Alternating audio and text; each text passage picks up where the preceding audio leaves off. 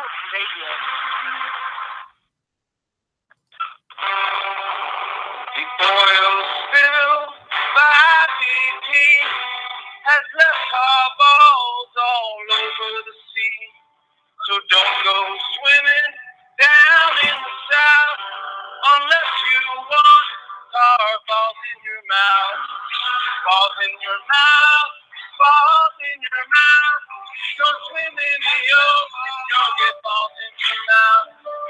Balls in your mouth, balls in your mouth.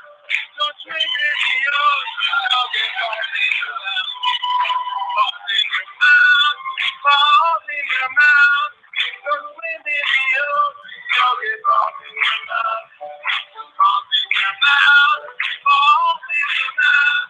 Swim in the ocean, you'll have balls in your mouth. Go ahead! Balls in your mouth, balls in your mouth.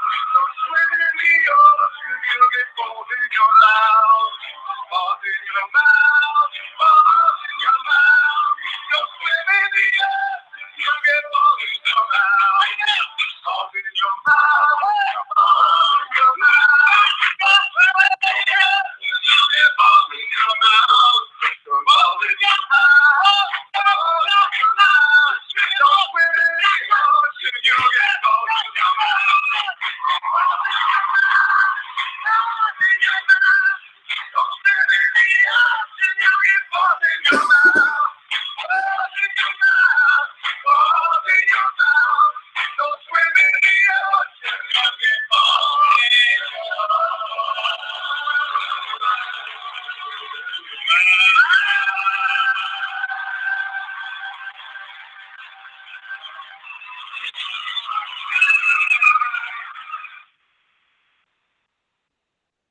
Can you say why America is the greatest country in the world? Diversity and opportunity. Lewis, freedom and freedom. So let's keep it that way. Well, why is it not the greatest country in the world, Professor? That's my answer. You're saying yes. Let's talk about fine. Sharon, the NEA is a loser. Yeah, it accounts for a penny out of her paycheck, but he gets to hit you with it anytime he wants. It doesn't cost money. It costs votes. It costs airtime, column inches. You know why people don't like liberals? Because they lose. If liberals are so fucking smart, how come they lose so goddamn always? Hey, with a straight face, you're going to tell students that America is so star-spangled awesome that we're the only ones in the world who have freedom? Canada has freedom. Japan has freedom. The UK, France, Italy, Germany, Spain, Australia, Belgium has freedom. So 207 sovereign states in the world, like 180 of them have freedom. All right. And yeah, you, sorority girl, just in case you accidentally wander into a voting booth one day, there's some things you should know. One of them is there's absolutely no evidence to support the statement that we're the greatest country in the world. We're 7th in literacy, 27th in math, 22nd in science, 49th in life expectancy, 178th in infant mortality, 3rd in median household income, number 4 in labor force, and number 4 in exports. We lead the world in only 3 categories: number of incarcerated citizens per capita, number of adults who believe angels are real, and defense spending, where we spend more than the next 26 countries combined, 25 of whom are allies. Now, none of this is the fault of a 20-year-old college student, but you nonetheless are, without a doubt, a member of the worst generation ever. So when you ask what makes us the greatest country in the world, I don't know what the fuck you're talking about. Yosemite?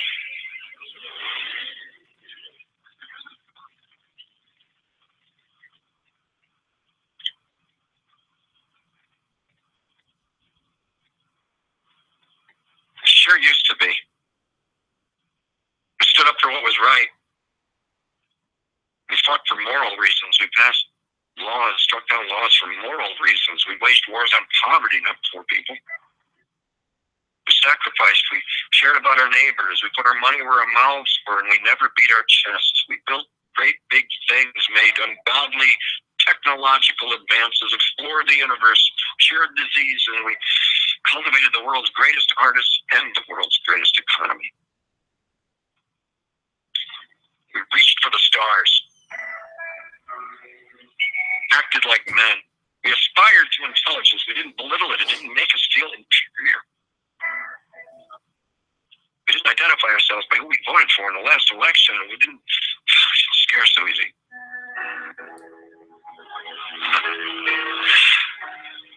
We were able to be all these things and do all these things because we were informed by great men who were revered. First step in solving any problem is recognizing there is one. America is not the greatest country in the world anymore.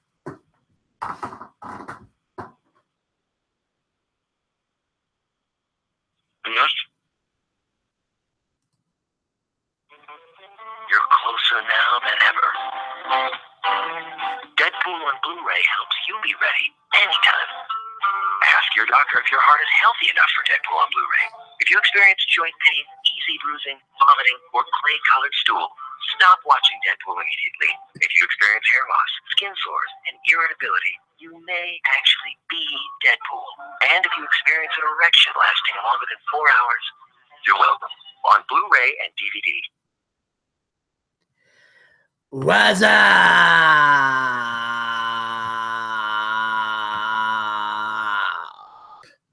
BOOCHCAST fans, listeners across the internet radio waves.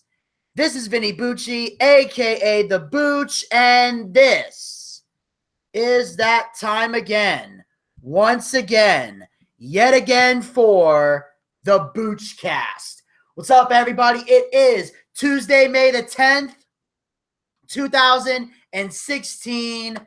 It is high noon, and we are back with a brand new episode of the BOOCHCAST. Now, you'll notice a couple of clips I played at the intro of the show. We did the scene from a newsroom with Jeff Daniels. I think it's Daniels. I keep getting that mixed up. Jeff Daniels. Whew, too many Jeffs. And he basically was establishing the scene from Newsroom that we briefly discussed yesterday on the show about where they mentioned why America is not the greatest country in the world anymore.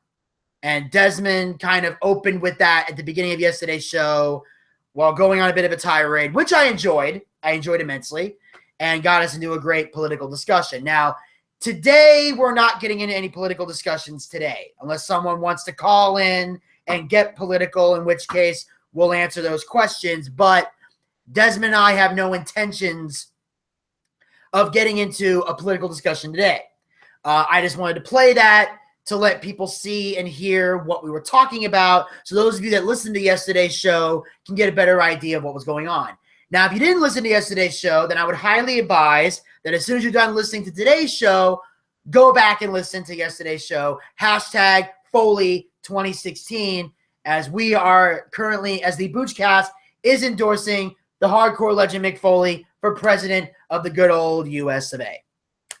Also, you'll notice we posted a little ad there at the beginning. That's a little ad that Ryan Reynolds came out with that was supposed to be kind of a joke for, like, you know, a Viagra Cialis ad to let people know that Deadpool is out currently on Blu-ray and DVD. And I played that today. That's why the title of today's show is called Captain Deadpool? Nah, just Deadpool. That's the title of today's show because we are celebrating the fact that Deadpool is officially out on Blu-ray and DVD. You can go pick up your copy right now. So for those of you that couldn't be bothered to see it in the theaters, or if you didn't want to illegally download it on some random website, or if you didn't want to buy it while it was on demand, you want to rent it first, now you have the chance to rent it on demand. Now you have the chance to check it out on Blu-ray and DVD.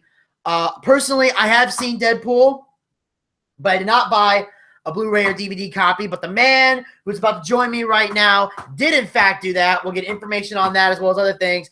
Ladies and gentlemen, he is a singer-songwriter. He is a hibachi chef. He is a man with a great mind for wrestling. Always a joy to have him on the show. Ladies and gentlemen, please welcome to the BOOCHCAST, Desmond. Hey, Vinny. Hey, what's up, brother? Well, I'm sitting at the park right now because I was in town trying to take my stepdad's truck to get a part put in. But for them to put the part in, they've got to get confirmation from the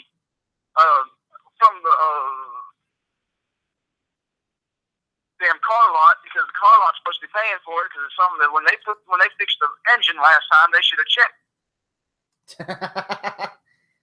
They didn't check the engine? Specifically the fuel injector. It's a special part of the engine. Yes, I've heard I hear that's an important component in a car. Yeah. Well, it's making the truck ride a little rough, and not turn the check engine light on. And like I said, when the car lot did their inspection of the vehicle before selling it, they should have checked the fuel injector. They did not, and now we've got to get it replaced. And Bobby's, and that's my stepdad, says, I ain't paying for it. Uh-oh. So we have to wait for, now, the guy from the shop that we're using knows the owner of the car lot. They are talking about it. They're trying to get it worked out. He said he's pretty damn sure the guy from the car lot will cover it. It's not a big deal. But we do have to wait for confirmation, which is why the truck still hasn't been fixed yet. Awesome. Well, awesome. So I guess everything for the most part is good. Yeah, everything is awesome. Because last night at midnight, I was able to pick up my copy of Uncharted 4, which I started playing. The graphics are amazing. The gameplay itself is awesome. I'm only a little bit of the way through the game, and by a little bit, I mean about 3 hours into it. Yeah, I don't think I'm quite familiar with that game. What's that? I'm not really quite familiar with that. What? Okay, for people who may not know, and by people I mean me, what exactly is Uncharted? I've heard this game, but never actually knew what it was about. Okay, Uncharted. If you're a fan of the Tomb Raider games, Uncharted is for you. It's basically, it's like Tomb Raider, slightly more level based and less open world, but it's still got a lot of stuff to explore. I mean, it's still kind of open world, but not completely. Like it's got a whole bunch of small levels that can be looked around while you're moving on. But anyway, it's like Tomb Raider where you're finding things and discovering and going through ancient tombs and shit, but you've got a male lead. That's the easiest way to describe it. Tomb Raider with a male lead. Interesting. I don't know. I mean, I like the Tomb Raider. I did somewhat like the Tomb Raider game, like the special edition. You just suck at it. What? You just suck at it. Thank you for reminding me. I didn't. I was actually going. I was going to find a nicer way to put that, but if you just want to come out and say, yeah, I sucked at the game. Let's put it this way, people. He understands the concept of the game. The concept of the game is fucking amazing. But when it comes to being able to move the character with one hand and aim with the other, he's horrible. I still think that is a bullshit concept to put in a video game. I hate that so much. It's bullshit. I'm sorry. Is the concept of using more than one limb impossible for you? What? Because if so, I am really. It's not hard. It makes sense because let's be honest. If you were only able to go in the direction you're aiming, you're never going to know what's behind you, and you're going to die.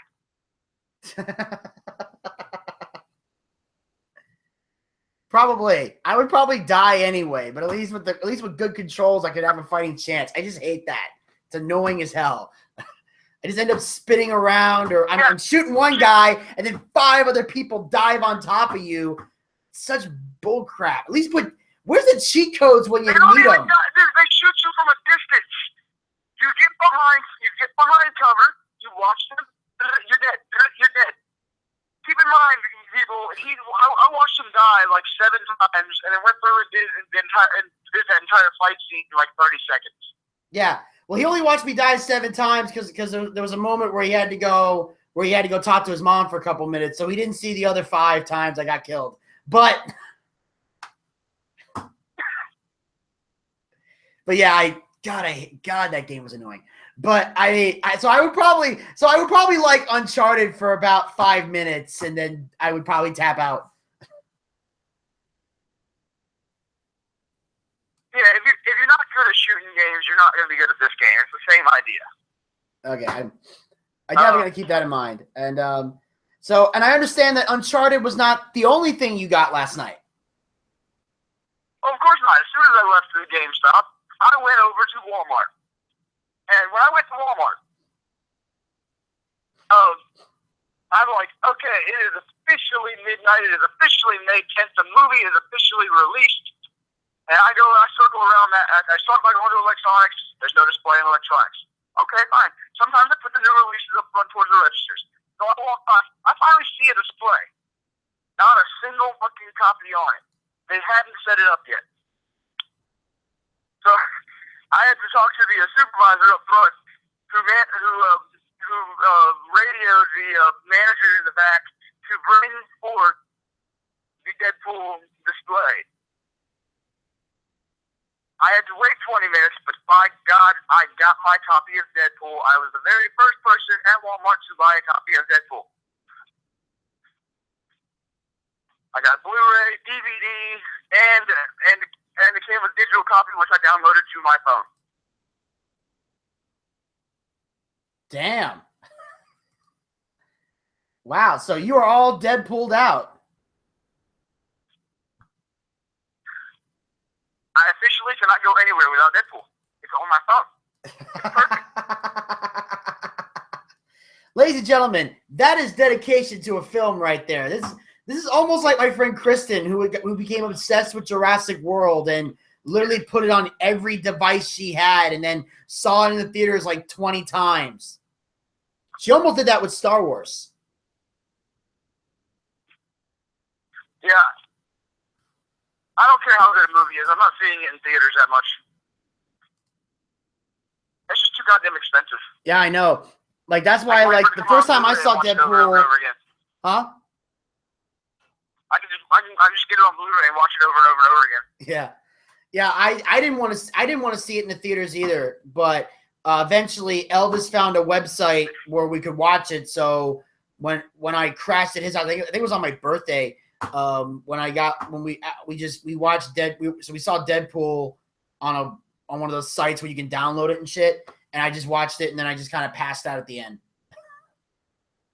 After it was over, I saw the whole thing. So regardless, last night was a good day. It was a good night. I got to pick up two great additions. Yesterday, I also got my Xbox. I got Xbox 360 working. I don't know if I told you guys this or not, but I recently got two. Basically, I got two Xboxes that didn't work properly for about $20. $40? And I paid $20 for them. They don't now keep, as I said, because they didn't work properly. Now, I took one apart. I kid you not, all I did was take it apart, clean it, get all the dust and everything out, wipe the laser lens, and put it back together, and it works beautifully. Awesome. So I've got a 360 now that's hooked up in my bedroom because I didn't have enough reasons to be antisocial with the rest of my family. Now the metamorphosis is complete. So yes, if you guys want to take the time to buy me a $5 to $10 game for the Xbox 360, because let's be honest, a lot of them are that low now. All you have to do is to send a message to the BOOCHCAST. We will set you up with a way to get it to me. Yes. I am not afraid. Absolutely. Instead of Craigslist, my it'll be Booch. Needs to grow. Yeah, instead of Craigslist, it'll be Booch List. Are you selling or giving away your old Xbox 360 games? Buy, sell, trade now. Well, maybe not trade. Probably not trade. Just Give me the damn game. That's the point. Just give me the game. You don't play it no more. Let's be honest. You moved up to the 3. You moved up from the 360 to the 1. You just don't need it no more. You haven't touched the game in a year. Just send it my way. Yes. I'll take away the clutter of your house. It's a hell of a lot. Hey, it's a hell of a lot better than what I've done. If I had some 360 games, I'd send them your way. I just recently, donate a couple of games that I had because we were doing all this spring cleaning. I pretty much got rid of. I didn't get rid of all of them, but I got rid of a majority of my PS2 games just because I don't play the PS2 that much anymore. Like, I basically kept Guitar Hero, NBA. I kept the Street Ball Volume 2, and I kept Dragon Ball Z Budokai because I just love that game. And maybe there was 1 or 2, I can't remember, but I got rid of a good chunk of them because they were just taking up space in my house, and I don't play the PS2 hardly ever. But I kept the games that I would actually realistically play if I ever hooked the PS2 back up. I don't really need the SmackDown games anymore because I already have 2K16. So, and if I want to play the SmackDown games, I'll just bug Steven, which means I'm probably never going to play SmackDown games because the last thing I want to do is bug Steven. But anyway, that's another story for another day. But before we get into all the other stuff I want to talk about today, I do have a major announcement. Last night, I received an email from an anonymous email address that Kevin Dunn, that's right, for those who missed yesterday's BOOCHCAST, Kevin Dunn called into the BOOCHCAST. We were talking about an article about how much money people were making in the corporate offices, and we found out that Kevin Dunn was getting paid $4.7 million, which is more than everybody else working in corporate, including the chairman himself, Vincent Kennedy McMahon. And Kevin Dunn called in, bragged about his money, said a bunch of other things. We talked about the release of a bunch of superstars. And then after he hung up, we received a phone call from a guy that's been a regular caller on the show as of late, the one and only Gator Ricky Ross. And Gator issued a challenge to Kevin Dunn for a which has now been called the Battle of the Shits. And it is going to be a wrestling trivia competition. Well, Kevin Dunn sent me an email, and the challenge has been accepted. So this coming Monday, May the 16th at 1 p.m., here on the BOOCHCAST, on Blog Talk Radio and YouTube, we will see Gator Ricky Ross go one-on-one with Kevin Dunn in a battle of wrestling trivia. Basically, there will be 10 questions asked. I will come up with 5 questions. Desmond will come up with 5 questions. And whoever can get the most questions correct will be the winner. And Kevin Dunn from the email he sent me said he is proud to accept this challenge. Gator Ricky Ross, if you're listening, he's gonna be one excited person because we will see Gator and Kevin in a battle of the shits next Monday at 1 p.m. on the BOOCHCAST. It will take place.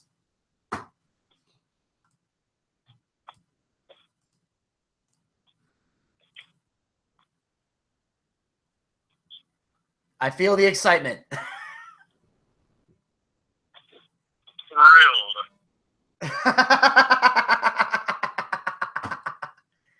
What's wrong, Desmond? You don't seem too excited for the Battle of the Shits.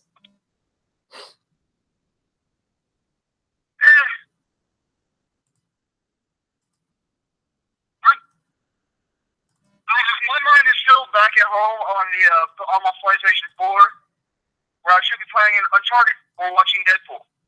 Oh, you're playing Uncharted while watching Deadpool. I said or, not and, you motherfucker. Okay, well, speak up, man. Like I'm hearing, not everything's coming through clear. It's all your fault. I'm blaming you. Why not? Everybody else does. All right, well, anyway, ladies and gentlemen, coming up today here on the BOOCHCAST, we have a lot to talk about. While Desmond makes his decision about either playing Uncharted or watching Deadpool, we're going to take a short break here. And when we come back, we will have your recap of last night's Monday Night Raw here on the BOOCHCAST. And also, like I said, don't forget, the Battle of the Shits next Monday, May 16th, 1 p.m. here on the BOOCHCAST. Gator Ricky Ross versus Kevin Dunn. And we will be back right after this. Gonna photographs of our wedding day. It did down below through my halfway. And I got nobody rain. I got nobody blame. She broke all my fishing rods, put my guns in hot, threw my clothes out in the yard, chased out all lost, and I got nobody to blame for me. I got nobody to blame for me. I know I will wrong. I know just what gotta go. Change my life into this young, and I got nobody to blame. I got nobody to blame.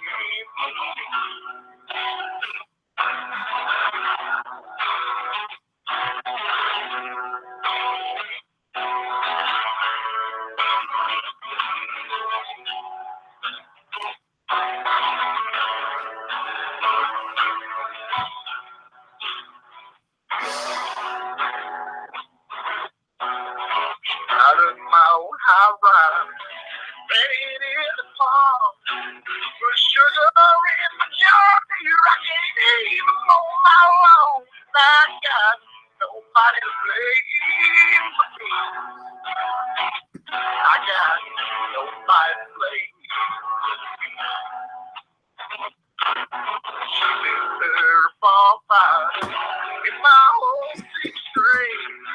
Took all my good with spade, I hold it down the drain, and I got nobody to blame for me.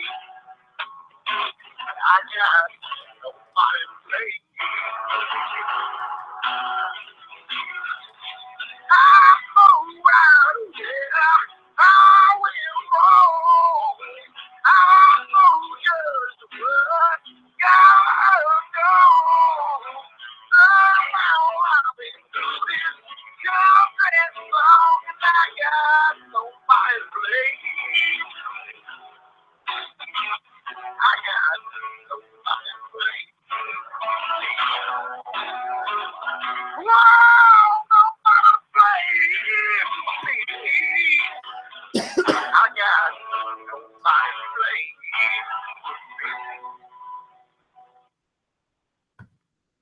Hello and welcome back to the BOOCHCAST. During the break, we played the song Nobody to Blame by Chris Stapleton. However, that was not Chris Stapleton singing that song. That was, of course, my co-host and good friend, Mr. Desmond Dagenhart. And if you want to see more music from Desmond Dagenhart, make sure you go to Facebook.com/Desmond Dagenhart, DesmondDagenhart. You can go there, like the Facebook page, follow his progress, check out all his music. Also, if you have any personal song requests that you would like to make, then all you got to do is message Desmond on his Facebook page, and he will come out with a video. And if he doesn't know the song, he'll take the time to learn it and then play that song for you. He does a lot. He's done rock and roll. He's done country. He's done R&B. He's done a combination of a lot of great songs. You can check them all out on his YouTube, on his Facebook page, facebook.com/Desmond Dagenhart, DesmondDagenhart. Be on the lookout for more videos coming from Desmond very soon.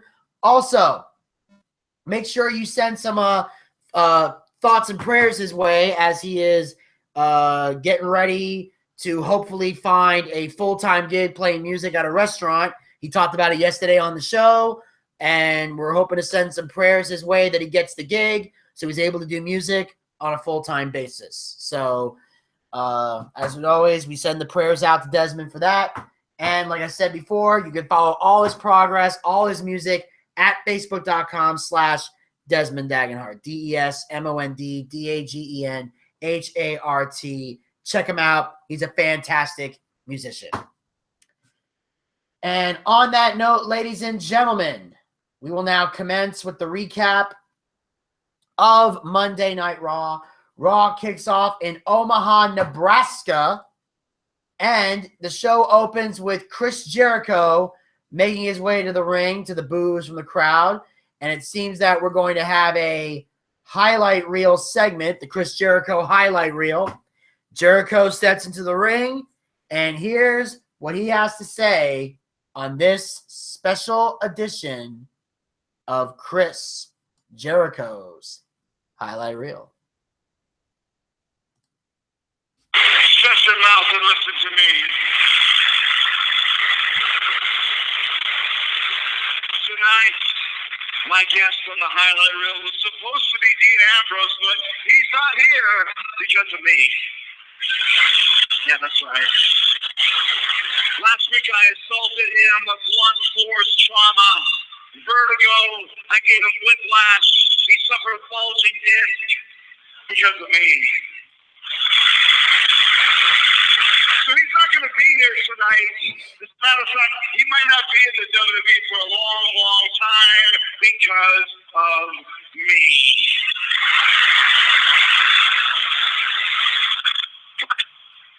I got the next best thing right here.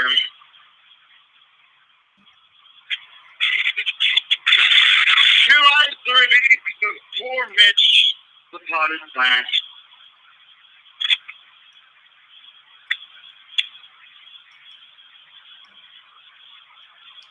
But the similarities between Mitch and Ambrose, there's so many of them. Ambrose came to WWE and entertained you. Did everything he could to entertain you. He was zany. He was wacky. But much like poor Mitch, Ambrose underestimated the force of nature, the veritable tsunami known as Chris Jericho.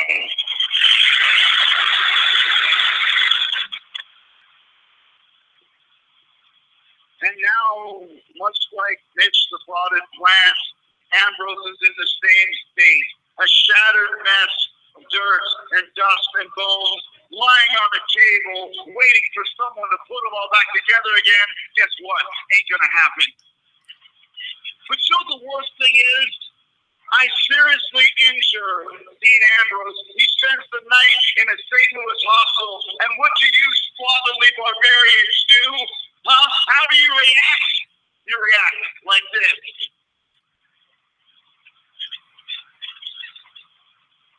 Look at this. Tweet about Mitch. R.I.P. Mitch. Mitch is in plant heaven. Mitch the plant.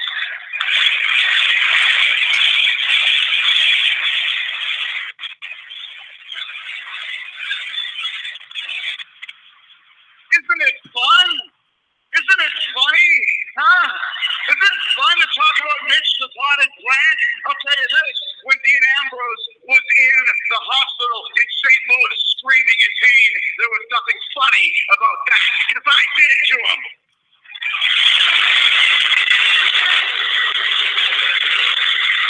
But you know what? I understand why you like Mitch so much. It's because Mitch is more interesting than Dean Ambrose. Mitch has more charisma than Dean Ambrose. Mitch has more worth to the WWE than Dean Ambrose does. Okay, I could take these pieces of clay, glue them together, take it to the local flea market and sell them for $12, and it would be worth more money than Dean Ambrose is to the WWE. Do you hear me?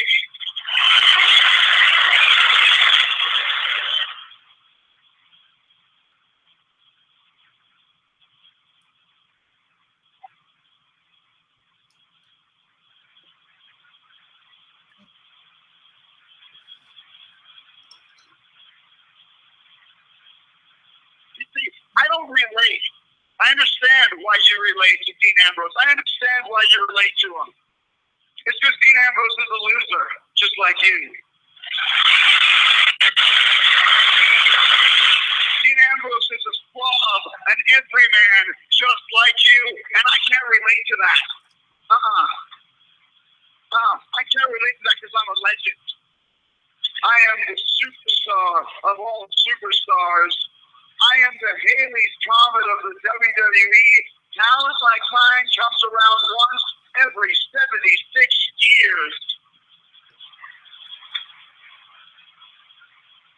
You can talk about the new era, but it doesn't have to because I know what you really want. And I'm going to give it to you. I'm going to give you what you crave right now. Tonight, I give you the gift of Jericho. Drink it in, man.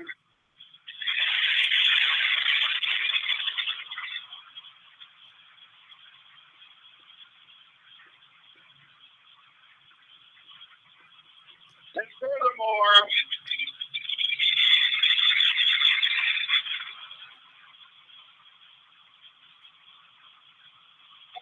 gentlemen, with Jericho in it, speaking of the new era,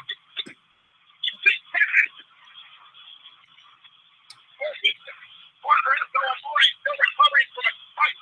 Suffered last week in the match of the WWE payback with Big Cassidy. This 7-foot tall man give you a right to walk out here anytime you want. If you come something great, Chris Jericho is going to rule. And sometimes you got to make a statement, make an impact.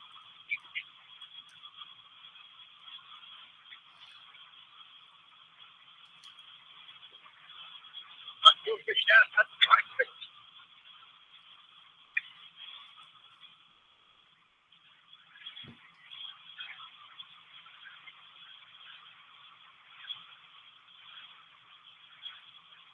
Shut up! What do you know these things for, huh? Don't you know who I am? Hold on. This is the gift of Jericho. This is the gift. If you ever hand this to me as a gift, you better hand me the receipt. Because the second you turn around, I'm headed to the store to return it. How you doing?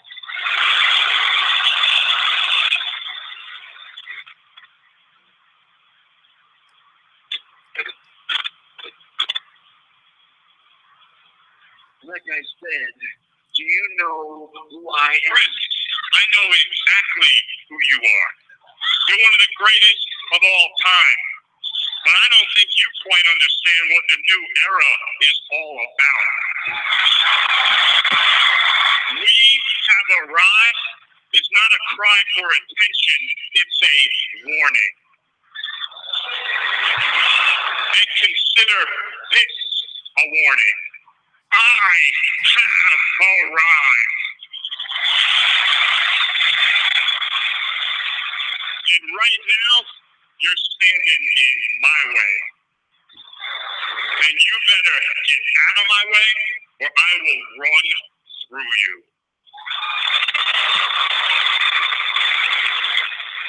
Really?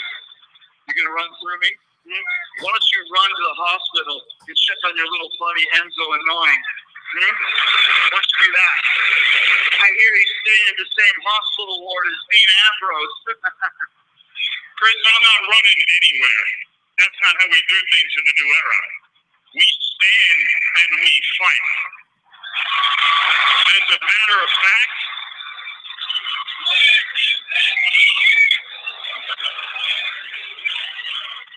we can fight right now.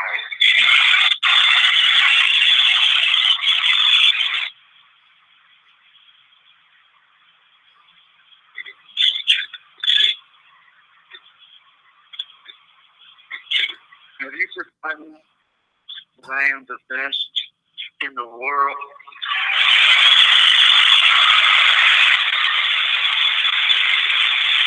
You may be the best in the world at what you do, but I am 7 feet tall. And you can't teach that.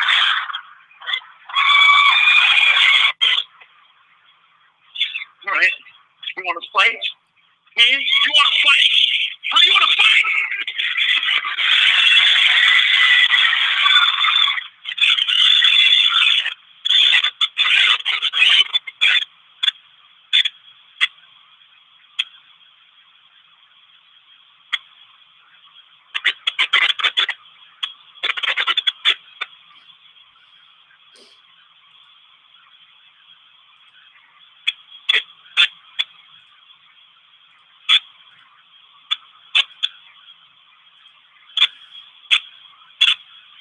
You're running away.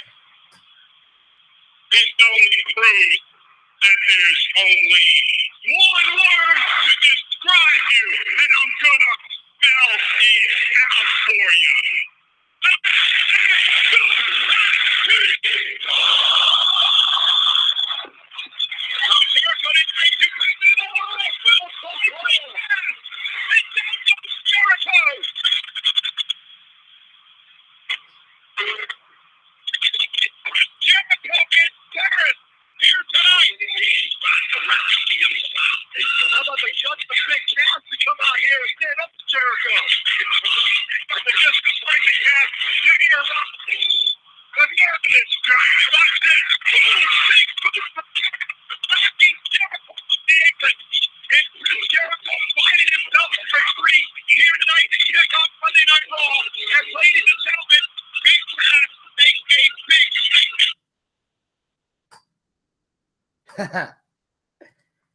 Wow. I'll be honest.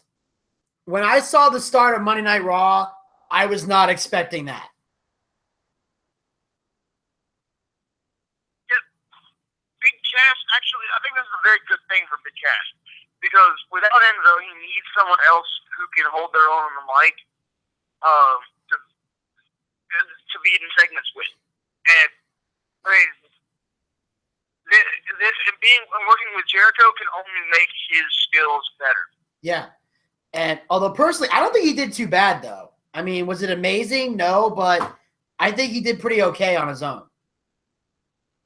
It wasn't the worst promo I've ever seen, but I mean, I never claimed he was as bad as Roman Reigns and Seth Rollins on the microphone. Well, true, but you did have concerns about whether or not he could stand on his own 2 feet. You were very concerned about that last week. I still am, but if he's working with Jericho, Jericho can take the reins on this promo, and then all Cass has to do is do basic reacting, and he should be okay. Yeah, exactly. It was great because as soon as Jericho was about to say "I'm the best in the world," he put the microphone down, and I like the fact that he used the 7-foot. They used the 7-foot tall thing to their advantage in this promo. Like, yeah, I'm 7 foot tall. I don't think you want to piss me off. I like that concept. Yeah, but even so, I mean, let's be honest, Big Show's done similar things. Like, look how fucking big I am. You don't want to piss me off. And then what happens? True, but the problem is, when Big Show started out in wrestling, people took him seriously. It's just that we've seen Big Show lose so many times and get thrown out of Royal Rumbles and Battle Royals. That's why people don't take him seriously. Big Cass, on the other hand, looks very menacing. And he has whooped a lot of ass. He hasn't lost. I can't recall Enzo and Cass losing a tag match since coming on the main roster that I can recall. So I think they take him seriously. In fact, I'm pretty sure they would have won. I think they may have been booked to win the match of the Vaudevillains if Enzo didn't get hurt. So I think when Big Cass tries to brag about being 7 foot tall I think he still has some merit, unless, God forbid, they start making him job. I mean, only time will tell what they end up having to do with him. But yeah, working with Jericho, Cass will be able to show off a little bit. Jericho will make him look better in the ring. I mean, Cass isn't bad in the ring for a big guy, but he's not great either. Yeah. But yeah, and I agree. Like working with Chris Jericho can only make you a better person in the ring, because Jericho is the best at everything, pretty much. Oh, speaking of something, yesterday while I was at a little antique thrift shop type place, there was a little Wolverine picture thing. They had a button that you pushed on it and it talked. I kid you not, Wolverine said, "I am the best at what I do." Oh, shit. Now, did he get that from Wolverine, or did he get that from did he get that, or did Wolverine get that from Jericho, or did Jericho get that from Wolverine? Well, I'm thinking that this particular Wolverine toy is from the freaking early 90s and 80s. Well, if it is, then it probably is. Then it might have been an original Wolverine thing, and Jericho's using it, which is fine. I don't care, but that is interesting. Yeah, it doesn't matter one way or the other. I just thought it was really cool. When I saw that, I pushed the button. I'm like, no. Did he just say that? I thought I had a Booker T moment there. It's like, tell me he didn't just say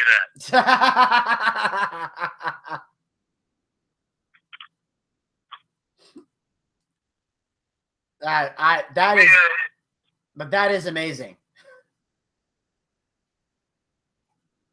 It was definitely something I wasn't expecting. Yeah. And speaking of unexpected moments, of course, after this confrontation between Chris Jericho and Big Cass, like, Big Cass doing the soft, Jericho runs up to the apron, Big Cass just boots him right off the ring apron onto the floor. All of a sudden, we see Chris Jericho backstage. He's holding his face. He's angry. He's frustrated. When all of a sudden, he gets greeted by his old friend, Stephanie McMahon. And as always, whenever there's a Jericho-Stephanie confrontation, it's always something interesting is going to happen. And here's what unfolds between these two this time. Stephanie, just see what happened out there? Super-sized, stupid idiot kicked me in the face. Right in the face. No respect. This is the problem, okay? This is the problem with the new era. There's no respect. And your brother Shane is fostering this type of environment. He's the problem. You know he's drunk with power. I know that you know this.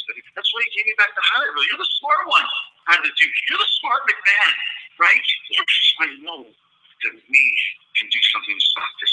You and I together can stop this new era and change McMahon. You know, I 1,000% agree with you, Chris. This is all Shane's fault, right? I mean, he is fostering this, anything goes environment, this new era. And you know what? The weird thing is, I think he is completely doing the right thing. And as far as what we can do about it, I'll tell you what you can do about it tonight. When you compete in the main event against Big Cass. How do you get a chance to prove you're not? How does he spell it? SAWST. Oh, and Chris, just, one little word of advice. Don't ever make the mistake of trying to drive a wedge between me and my brother Shane. Okay? Don't ever make that mistake again.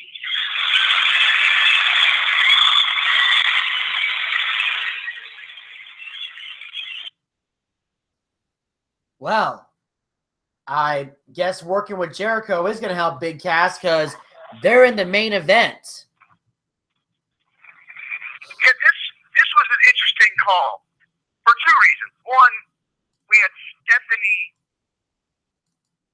straight up endorsing Shane and ignoring the fact that they already had a wedge between them.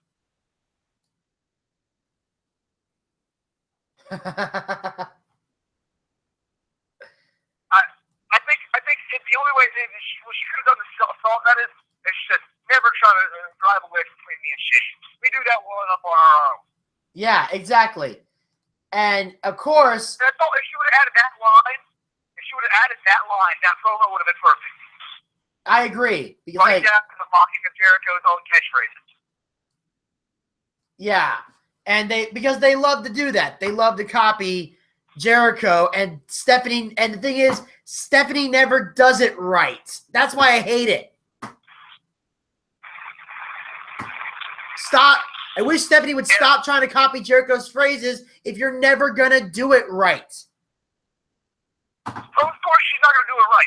You don't mock someone and do it properly. Come on. Yeah, you do.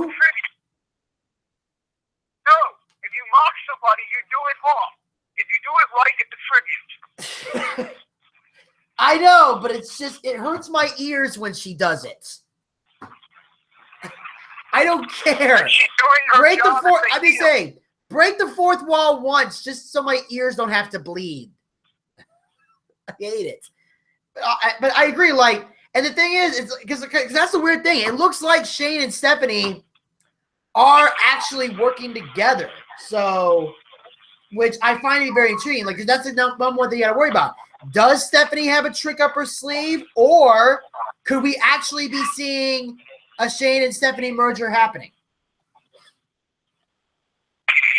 Well, something's going to have to give eventually.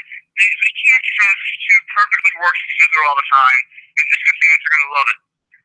Don't get me wrong, we're lucky now, but that's because anything's better than the Authority. Yes, definitely better than the Authority. We're loving it. Stephanie's making. But at the same time, if they want this to truly work, they have to pit them against each other. At some point.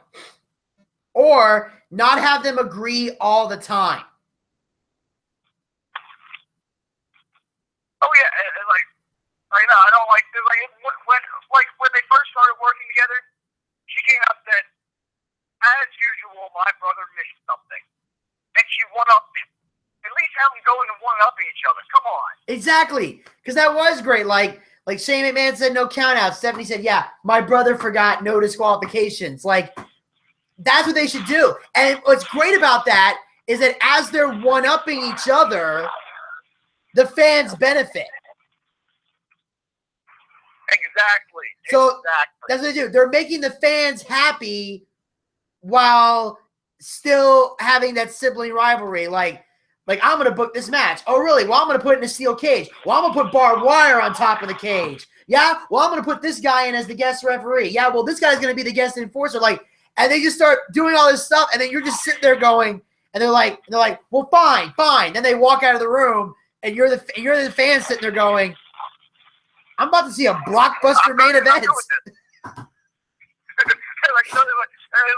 I'm good with this. I'm not arguing. Yeah. It's like, can we keep them fighting more often? I'm liking this. They should do that. And that would make it better, because that way the fans benefit, but they're not, instead of, the thing, because the whole thing about you saying this and then another person overruling it, that's just dumb. That defeats the purpose of what WWE's trying to usher in. But by having the siblings try to make the matches better and just so they can look good, that would be a much better route to go. And I wish, and I think that would be the better way to book Raw. Actually, that's one of the things that they are doing right now that I like. They've had a couple of times where people are coming up saying, you need to make this right, overrule this, overrule that, and they don't overrule it, instead they just add to it. And because the way they're putting it is they're now in this to make it better for the fans, which is something that WWE has definitely lacked as of late. And but anywho,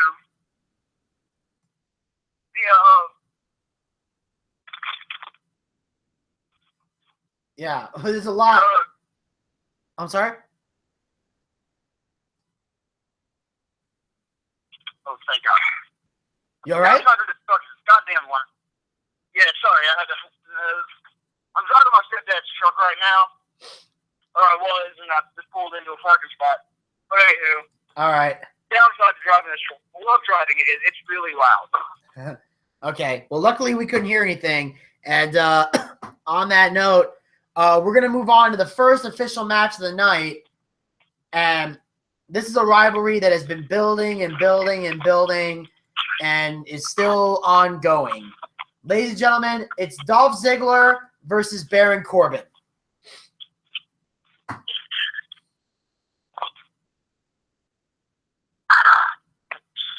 I'm just glad that they're showing Dolph Ziggler do something worthwhile. He's in a good rivalry right now. This is good. Yeah. I mean, these guys are, and I love it because as the weeks go by, it starts to get more and more violent and more personal. Yeah, that's hard. That's getting harder and harder. I mean, to find in storylines nowadays. I mean, WWE is not exactly known as of late for making good storylines. There are exceptions. Like I, for one, am loving the AJ Styles and Roman Reigns storyline. Me too. Like even with the two factions, you know, even with the Usos being there, it's working out. They're making it work brilliantly. But that is, as I said, the exception, not the rule. Yeah.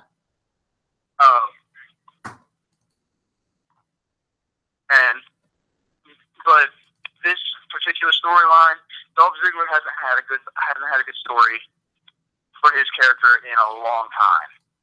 Very long time. Baron Corbin just made his debut on the main roster.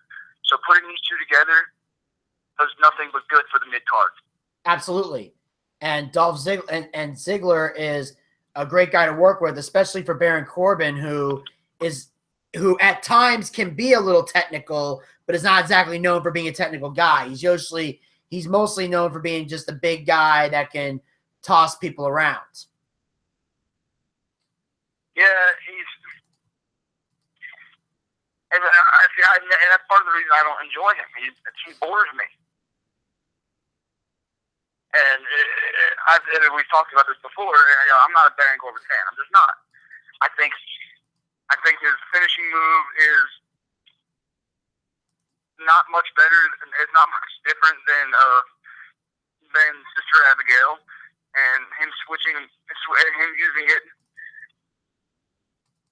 I mean, it's basically like a slightly more devastating version of Sister Abigail, and that to me insults Bray Wyatt's fit and Bray Wyatt as a wrestler. And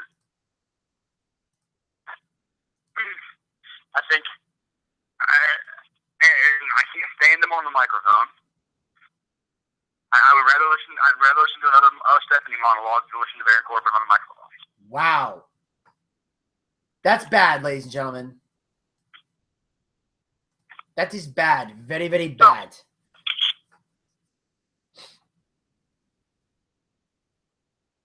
So yeah, but as I said, you put Baron Corbin against Dolph Ziggler. Dolph Ziggler can maybe hopefully teach Baron Corbin how to talk. You put them together in the ring, and they put on and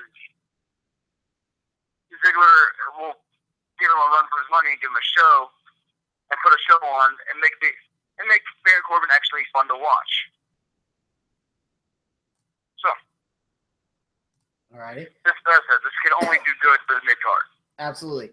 And of course, Baron Corbin gets the victory again, connecting with the end of days that Desmond doesn't really care for the finisher. I enjoy it. I think I just like the fact that it's devastating and it's a very badass move, and that Baron pulls it up and can literally counter anything into it, which I think is great. And of course, Baron Corbin gets the pinfall. And while the match itself was basically a brawl, it's still an interesting way to open the show, and I still look forward to seeing what they're gonna do with Baron Corbin going forward, because I'm a Baron Corbin fan. I've been waiting for this guy to get called up just because he has a natural prickish demeanor that is perfect for a heel. Well,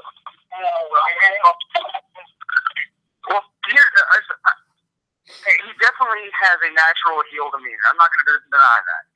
But you also have to look at the fact that he's a monster heel. You know what happens to monster heels in the WWE. Yeah, eventually they get destroyed. They become jobbers. I mean, we saw it happen with Ryback. We saw it happen with Rusev. We saw it happen with the Big Show. We saw it, eventually Kane got that way.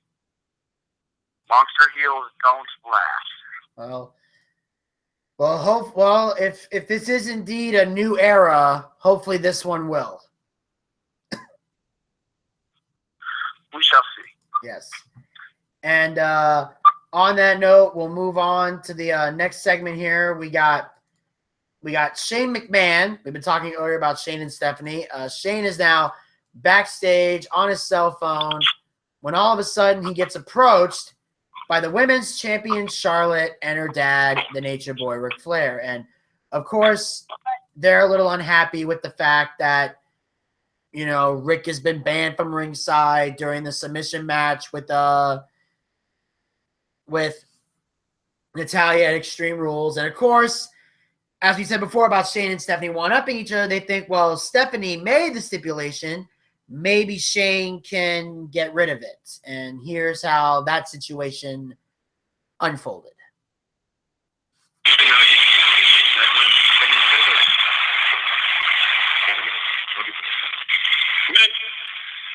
Oh, Miss Charlotte. Hi. How are you? Good, how are you? Nice to see you. The Nature Boy. All right, Nancy. How you been doing with money? You're doing great. Hey, listen. Well, the first congratulations, firsthand, the chance that I telling you that we love what you did at WrestleMania number one. It's the greatest move I've ever seen. Thank you very much. Just back at your back and helping to run Raw. We like your way you think. And on behalf of my dad, I don't think it's fair that your sister banned my dad from my match in Extreme Rules. Oh, this is And no one's done more for this business than my father, and no one appreciates it more than you. I definitely appreciate it. Yes. So I need to put your sister in her place. I'm trying. So are you asking me to reverse your decision? Is that really what this is about? Whether your father is banned from Extreme Rules? Right? No, I need to be by my side. Oh, well, just to let you know, Stephanie's decision will stand. You have to understand now on 2 feet, Charlotte. Not only does the decision stand for Extreme Rules, but it also stands for tonight. Tonight. You actually abandoned me from ringside tonight. Tonight's not a Yes. Banned for tonight. No. You and your sister getting along? Not really. Are you kidding me? Dad? Tonight. Tonight. Good. Rick, I mean it.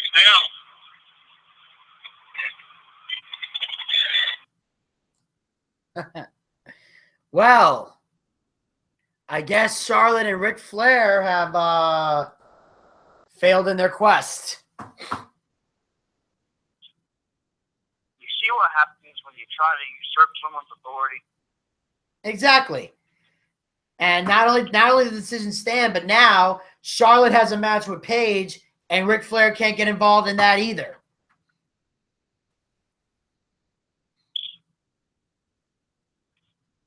I see this as being a downfall for Charlotte. I know. And I love it. The downfall of Charlotte. I am so looking forward to this. You don't even know. We at the BOOCHCAST want to make it very clear that we do not care if you are offended by our opinions. We have to get over it. Yep. Very, very true. And I can honestly say I've been fed up with Charlotte. I really have. I'm sorry. I'm fed up. I'm bored with the whole gimmick. I'm sick to death of her. I'm waiting for this to end. At this point, it has annoyed me so much. I'm looking for anybody on any female to take that belt off of her at this point. That's how bad it's gotten for me. Anybody else? I still want Becky Lynch. I know you want Becky Lynch. I still want Sasha Banks.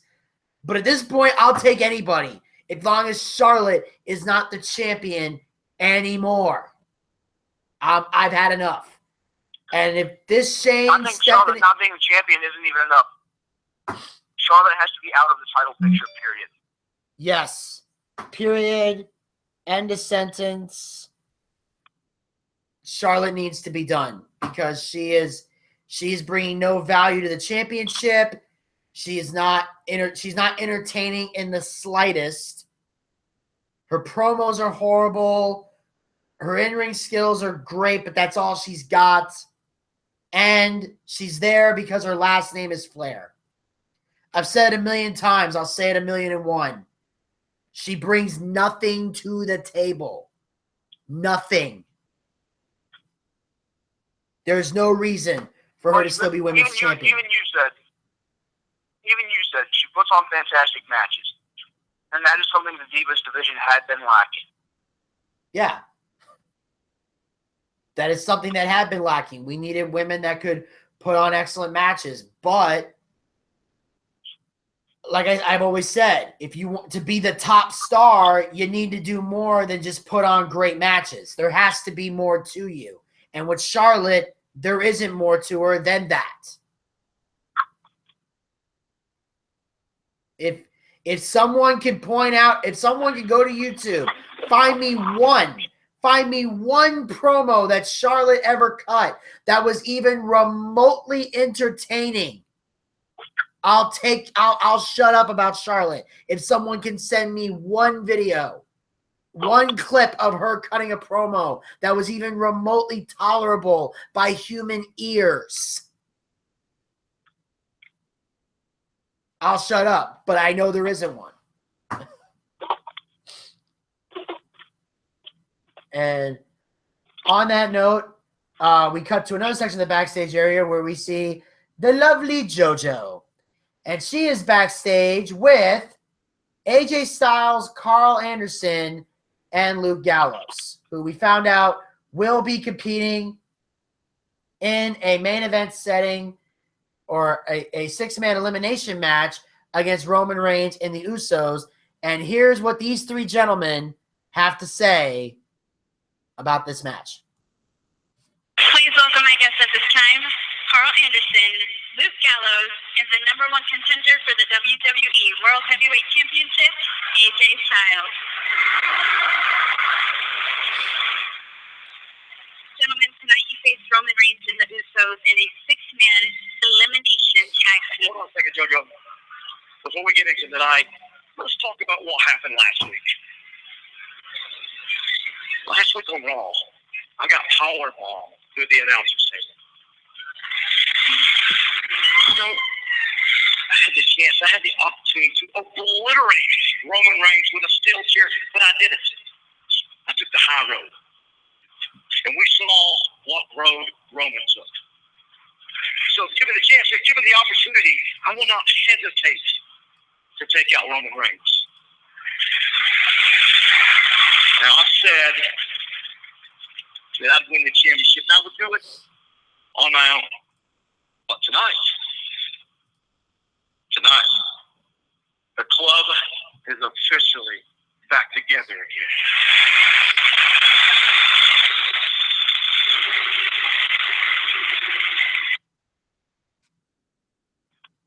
Wow, ladies and gentlemen, it's official. They're not called the Bullet Club. They're just called the Club. But either way, the club has been reformed. Yeah, he did say he said for tonight, the club is back together again. So that could just mean it could be a one-night thing for the moment.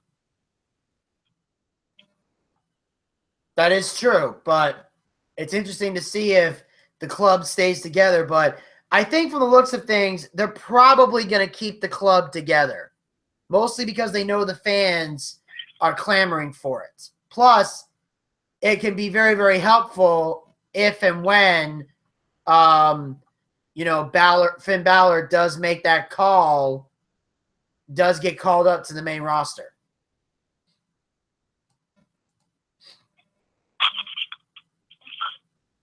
Here's an interesting thought. What if Balor comes up,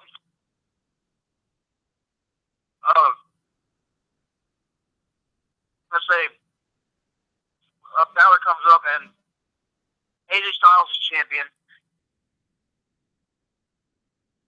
and because they've both at one point run the Bullet Club, you have Gallows and Anderson stop like, who are we supposed to support here? And we have Balor versus AJ Styles for control of the Bullet Club and the World Heavyweight Championship. Oh, that's awesome. I've been hearing, there's been rumors going around the internet that that's a possibility. We could see that. And I've always felt like if that storyline was in fact going to happen, it would be probably, quite possibly, the best idea that they can come up with. I think it would be,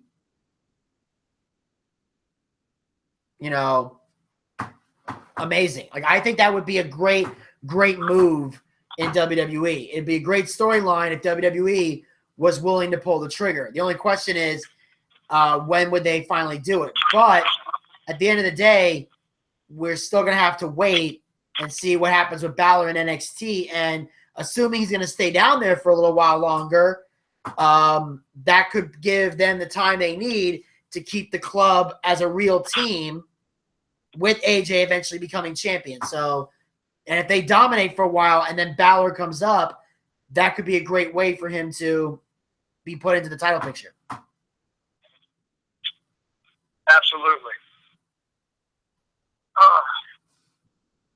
And ladies and gentlemen, I do see that we have a caller on the line. So we're going to take this call, see what's on the person's mind. And hello, you're on the BOOCHCAST. Rinky-ding-ding-doo. What's up, guys? It's Elvis. Oh, hey, Elvis. What are you guys doing? We're just recapping Raw.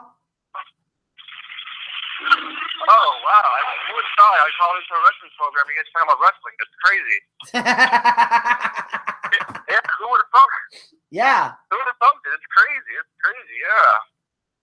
It's insane. Yeah, my lunch break. I decided to give you guys a call and see how everything's going. I heard you guys segment about the possibility of Finn Balor and the club that's back together. I have to agree with what Desmond said on that, man. The whole Balor Club, or let's just call it the club. And, of course, they got the club back together. If Finn Balor comes up, it might be to the ascension. But I think that's going to happen. But I think they might want to pull the trigger on that later on. Once Finn Balor gets called up and he starts getting some momentum on his side, and then from then they'll turn on AJ. Because AJ, I mean, as a face, I don't really like him better as a heel, man. Like, I ain't gonna lie to you, but it looks like he's going down that road. So we'll see. I don't know if anyone you like better as a face, so I'm not sure how much notion we can put in the fact that you like someone better as a heel. Well, I ain't gonna lie to you. Like, I like Cesaro. He's a face. You know? Like Dean Ambrose, he's a face.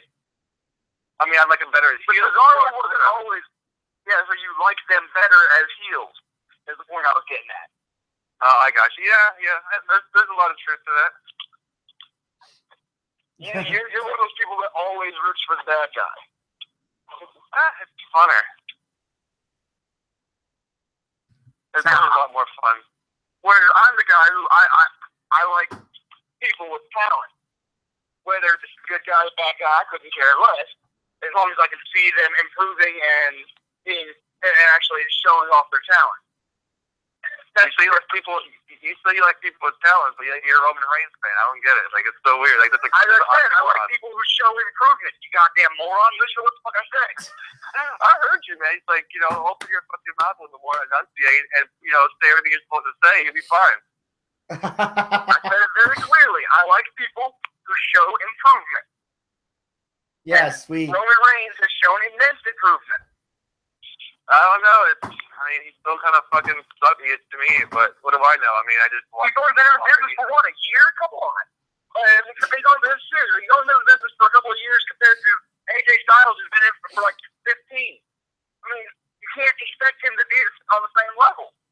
Then he shouldn't be the fucking champion then. You realize WWE doesn't care how long you've been in the business. They care how long you've been with the company. Oh, I see. So that's the logic we're using then. All right. So you guys that's the logic they're using. I personally think that AJ Styles has more claim to the title. I'm with you on that. But WWE will not see it that way because Roman Reigns has been with WWE longer. So that's the way WWE is going to see it. Yeah, but the thing is, like, AJ Styles, he's been there a short amount of time in WWE, and he's already in the title picture. That's pretty amazing. Oh, yeah. That is very amazing. But I think what it came down to is I don't think they planned on putting him in the title picture so quick, but the fans reacted so strongly towards him that they're like, we've got to pull the trigger on this shit. Yeah, especially when half the talent's injured. It's not selling. Especially with half the talent injured, you gotta pull the trigger on somebody, and Styles gets the loudest crowd reaction. That's a very valid point too. I mean, let's be honest. Their biggest talent pool right now is John Cena injured, Randy Orton injured. I mean, half the goddamn roster injured. Yeah. I mean, we still gotta wait a long time for Orton to come back. Seth Rollins is on the road to recovery, and we know Cena's coming back Memorial Day. So we'll see what happens when John makes his comeback, where he goes, where he fits into everything. And then, we'll see what happens when Orton and Rollins come back, because they're still gone. But we got Cena coming in on Memorial Day. That actually makes me laugh. Well, I mean, the good thing is you said it. You guys said it because Seth Rollins is coming back, so we have nothing to fear. I love you guys said that. It's awesome. Well, Rollins is a great heel. I mean, I don't like him on the microphone all that much, but he's a great heel. And I've always supported Rollins. Vinny's the one that's been dead set against it. Yeah. I know. Still am. But anyway, I'm sad. I'm not happy that he's injured, but I've been happy that he hasn't been on TV. But anyway, ladies and gentlemen, and I'm excited to do this because we have another caller on the line that I want to bring on, and we're going to take this call. And since Elvis, Desmond, we're all co-hosts here, we're going to take this call together. Guys, before you bring him on, man, I have to go back to work. I just want to call for a bit and shoot the shit for you, but I got to get back to work. Okay. All right. All right, well, I'll hit you guys up later. Desmond, you guys have a good show, man. All right, sounds good. Have a good one. All right, so sadly, Elvis had to go, but I was hoping he would get the chance to meet whoever this caller is. We'll take this call, see what's on the person's mind. And hello, you're on the BOOCHCAST. I'm in the Booch rally. It's Gator. Hey, Gator Ricky Ross, ladies and gentlemen. Welcome to the show, buddy. Hey, what's going on? I gotta go ahead and say this because this is still on my mind. I'm still pissed off from yesterday. This stupid moron named Kevin Dunn. Yeah. He still ain't accepted my challenge. I done throwed it down. Kevin Dunn, I don't know where you at, but you need to come up here and you need to get up here and you need to accept this thing. Stop being a scaredy pussy. Stop being a punk. Come at me, bro. I mean, I'm throwing it down. Come on, let's go. I'm throwing it down. Let's go. All right. Well, we covered something like that earlier. If you were paying attention, if you were listening in, we got a trivia contest between the two of y'all for wrestling. All right, that's good. Cause I'm gonna barbecue his ass in molasses. He is gonna be molasses covered and served up like hot Halloween. Because that was the only thing I could find it for Ryan.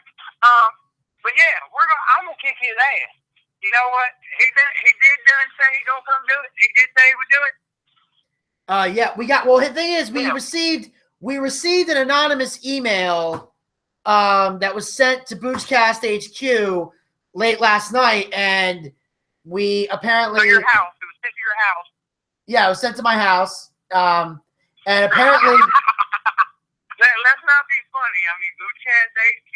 Okay, so it was sent to Mr. Booch really Taylor.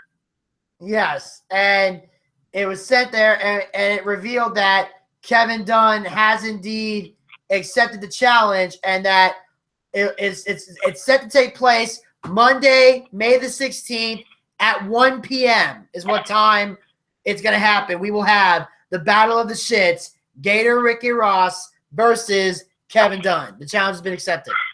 Kevin, you are not as big a pussy as I thought you was. I thought you was going to go run behind Vinny Mac on this one. So I'm glad you didn't run behind him. But know this, Kevin, I'm going to whip your ass all the way up and down the state, all the way back down to Mississippi, all over Louisiana, out to California, back down here to Virginia, and all over, up and down every damn where. I'm going to beat everybody. I'm going to beat you, and then I'm going to beat your mama. But I'm going to beat your mama in a different way. I'm going to beat her from behind. Hello.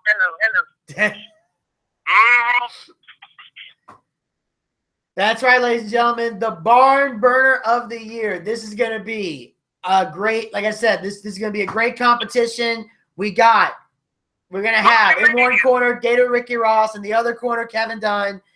And I said before, I'll have 5 questions. Desmond will have 5 questions. Person who gets the most questions correct will be crowned the winner of the Battle of the Shits. At Buchamania. Yes. Buchamania will run wild. And hold on, ladies and gentlemen. Hold up here. Hold up here, everybody. We seem to be having another call coming in. So we're all going to stick around. Let's take this call. Something's going on here. We'll see what's on this person's mind. And hello, you're on the BOOCHCAST.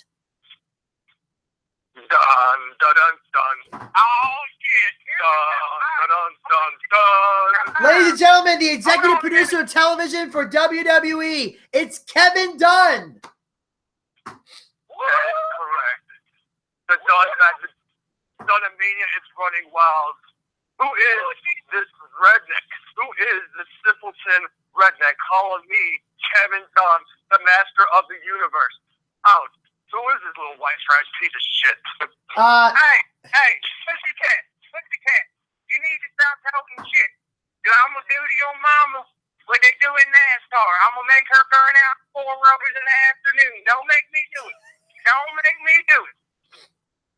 Oh, you're one of those Southern boys, one of those good boys like to sit there and talk shit about going to Mississippi.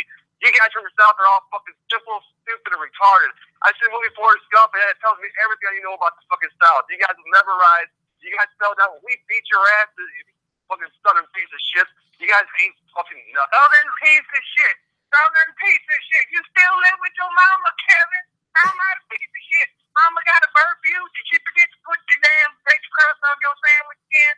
Before you came up here, is that why you come up here? You're pissed off that Mama didn't take your crust on peanut butter jelly? But you know what? I'm gonna go ahead before we do this here on Monday. I'm gonna call Mama. I'm gonna come over there and do what I do. Tell her to make me a sandwich. Then I'm gonna tell her to make your sandwich and make sure she cuts the crust off real nice. And I'm gonna take that crust in my hand and I'm gonna shine it up real nice. And I'm gonna stick it straight up your ass if you fell with the gator cookie. Oh, this guy's really tough shit. So I just bought your trailer, motherfucker. I'm gonna crush it by the time you get home tonight. I live in Walmart. That's all right. I know where you live. I own everything. I own wrestling. You ain't nothing but a piece of shit garbage fucking announcer for a wrestling show. I own a wrestling show. It's not even called wrestling anymore. I did it to my profession. I get paid more than Vinny Mac. I'm not hiding behind Vinny Mac. Vinny Mac is bending that ass backwards for me because I'm the fucking man. Kevin fucking Dunn. Okay, I'm Gator Ricky motherfucking Ross. That don't mean nothing. Name is a name. The title is a title. But when I whip that ass up and down this radio and all up and down YouTube. Ain't nobody gonna be able to say nothing. Because I don't want to that all up and down YouTube. You are nothing more than it's just a peon, a small, very little piece of shit that don't even know how to use the fucking internet, you piece of crap. I own the fucking world. You live in a fucking trailer park, sucking out the fucking government's tits, getting that welfare check, and going out over there to the Waffle House and eating all your grits and shrimp and shit. You guys ain't shit, man. Hang on a second. Aaron, worth the fucking damn. You ain't never been to the Waffle House? That's good fucking eat. You ain't never been to the damn Waffle House? Look, when I'm done beating your ass, I'm gonna make sure I take Mama to the Waffle House so when she gets back home, you can suck on the titty and get all the grits and greens and everything out of the damn titty milk that you've been sucking on for 50 years. Man, you southern people think you guys know it all with your southern twang and all this thing that's going on. I've never been south of the Mason-Dixon line because people in south are just fucking retarded. You guys couldn't cut one day up north where we belong, in the big city, in the east, where you guys are out there, where, Virginia and Georgia, you guys fucking suck. That place is the worst place on God's green earth, and you know it too. Even when you put their hide behind your cowboy hat, your southern twang, you know you'd rather be up in the city and live in a high life, but you'll never get to that point because you announced for a wrestling show up in Virginia. What the fuck are you? First off, Mr. Poo-Poo Face, Mr. Poo-Poo Face, first off, I don't just announce. I am the announcer and the best manager in the state of Virginia and Northeast North Carolina. So don't be talking no crap. You just mad because this here idiot boy finally decided he won't take no more of your shit.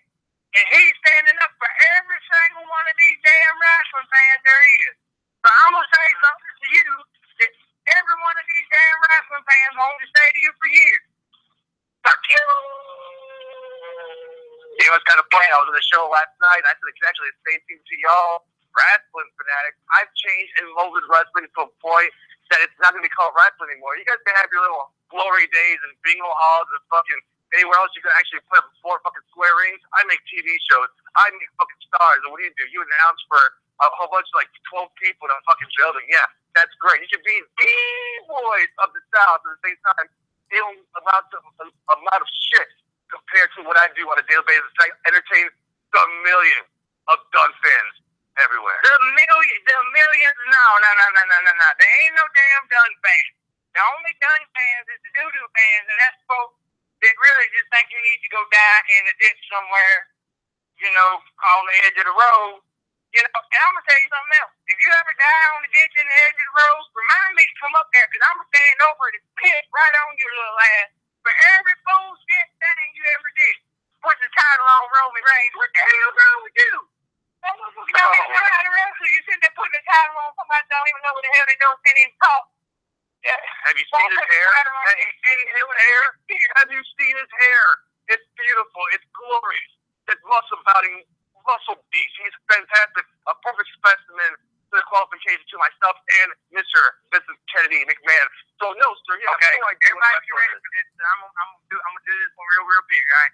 Dun. TK, y'all didn't know that? Mr. Dun Gay talking about another man's hair. What? Are you so bad with the women? Do you have to go hit on folks like Roman Reigns, who would probably tie you up into a crystal knot in about 5 minutes? Well, I ain't gonna lie to you. I mean, maybe he's born with it. Maybe it's Maybelline. I'm not sure, but that guy's a perfect specimen. You know what? Really is. Go take your puppet, your little Triple H puppet with the little sledgehammer. Stick the sledgehammer straight up like you do every single night, and fuck yourself in the ass with it like you do every night, and then go leave me the hell alone. I'm gonna beat your ass. That's all I need to say. How to run my life, kid. Don't tell me how to run my life. I already did that last night with my puppet H and my puppet friggin' Stephanie. Don't tell me how to run my life. He just say that his puppet Stephanie? Oh, many times. Right back reading me bedtime stories. Butterfly kisses all the time. Hey, just because you gotta use a sock to get yourself off and I gotta use a woman, I'm just saying. Hell, Mr. Bucci really probably gets more pussy than you. And that ain't he's a big dude. I have millions of dollars. I pay women to sleep with me. It's easy. It's real simple. It's funny. And that's illegal. No, we're on that, kid.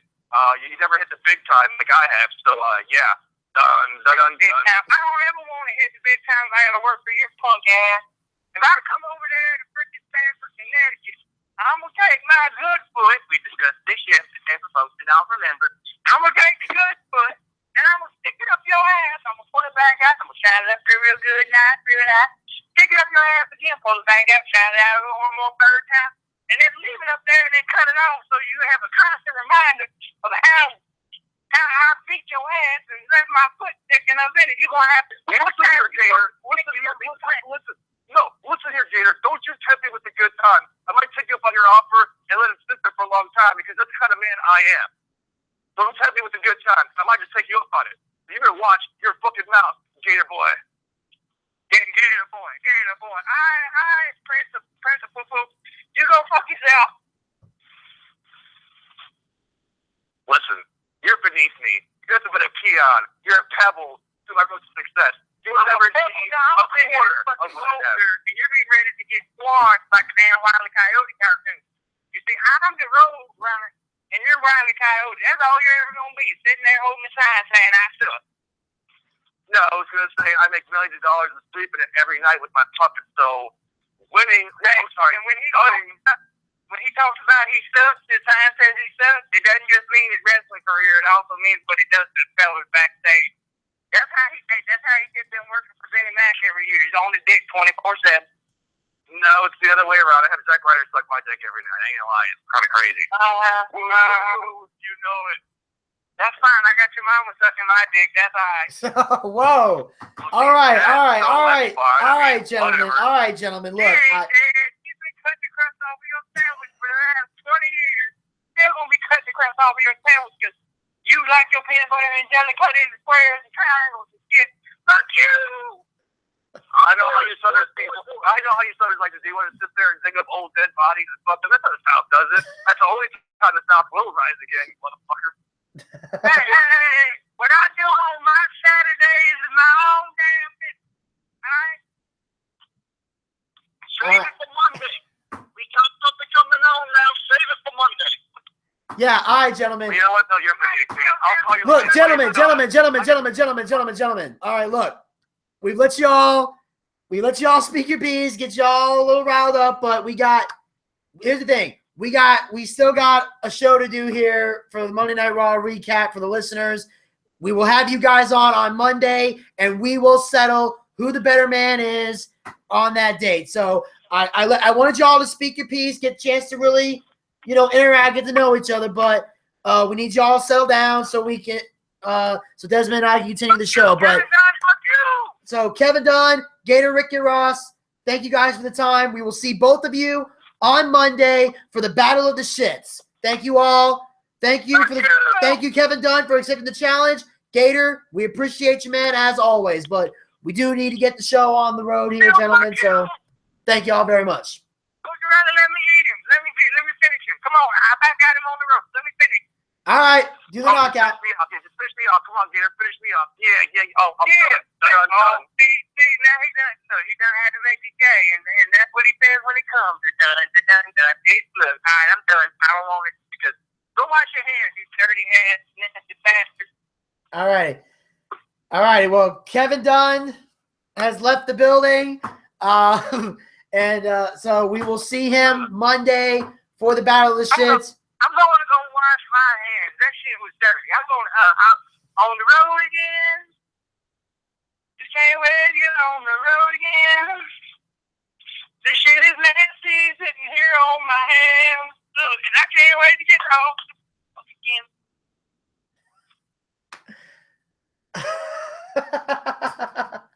And that, ladies and gentlemen, was Kevin Dunn and Gator Ricky Ross. And Desmond, thanks for your help there, man. I tried to stop them earlier, but they just kept on going. So I appreciate the support on that.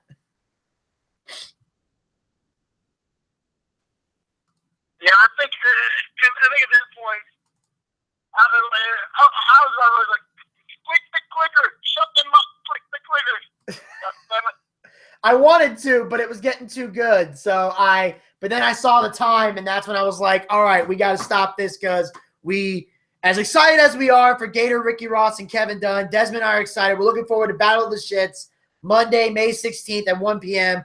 At the same time, we do have a show to put on for you guys out there, and we do want to finish the Raw recap. So we're going to pick up right where we left off as the club was done with their interview and officially being back together. We then moved on to the next match of the night, which was Fandango with Goldust versus R-Truth with Tyler Breeze.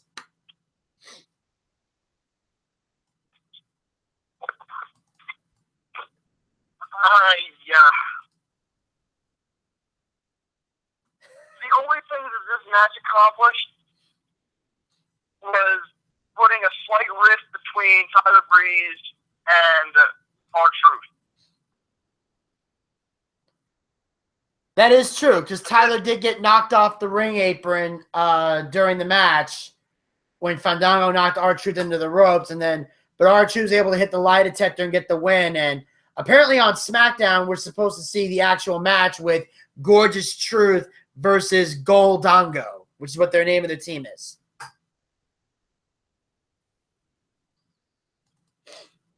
I want to see the Golden Truth, the tag team champions, and if we got to put up with more bullshit like this to get there, I can live with that. Yeah, because I think that's what it is. I think they're like, it's like two people that are like dating other people to make each other jealous or something, and then eventually it's going to be like, all right, these two don't care about us, and then I think Tyler Breeze and Fandango are going to just head off and form their own team, and then eventually the Golden Truth's going to become a team as well. So that's what I see going down the road. I think Tyler Breeze and Fandango are going to end up forming a tag team out of this just because they get sick and tired of being part of their game of one-upmanship. So we get the dancer and the model together. Great.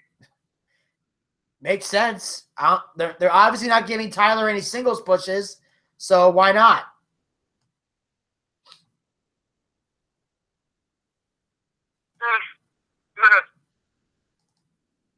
I mean, I like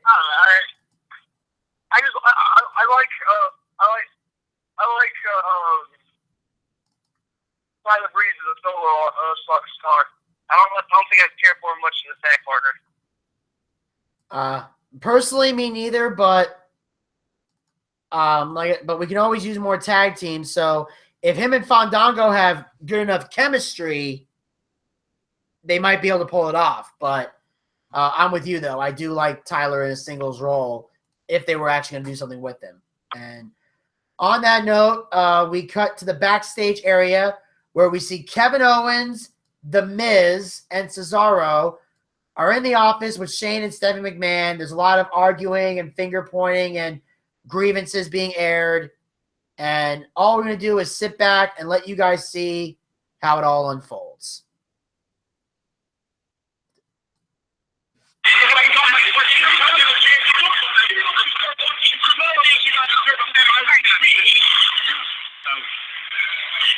I can get louder, Kevin. This is the way we're going to settle this situation, okay? It's going to be a triple threat match, Extreme Rules, for the Intercontinental Championship. Stephanie, I don't even have to be pinned to lose my title, so I have a real problem with that. Yeah, I do too. With all due respect, Shane, Stephanie, you keep talking about how the new era is about giving the people what they want. Last week, when I held the Intercontinental Championship, you heard the people. I think they want to see me get an opportunity to prove that I can be a champion. Are you kidding? The people, who cares about the people? I beat this guy at Payback. I destroyed this guy at Payback. There's no way you consider this. Everything you said is true. Okay? But you got to earn your stuff. You never earn your stuff. Let me earn it. Let me earn it tonight. Let me finish what we started at SmackDown. I'll take on The Miz. And if I lose, no problem. I'll go to the back of the line. If I win, this Intercontinental Championship match at Extreme Rules becomes a fatal four-way. Thank you. You kind of like it? I kind of like it too. I kind of don't like it. It's terrible. Terrible. Well, no one asked your opinion, okay? The match is made. Good luck tonight, man. Good luck. Thank you. You're excused, everyone. You're excused. Thank you. Thank you. But you handled that pretty well. Yeah? I think we fizzled that pretty well. See you later.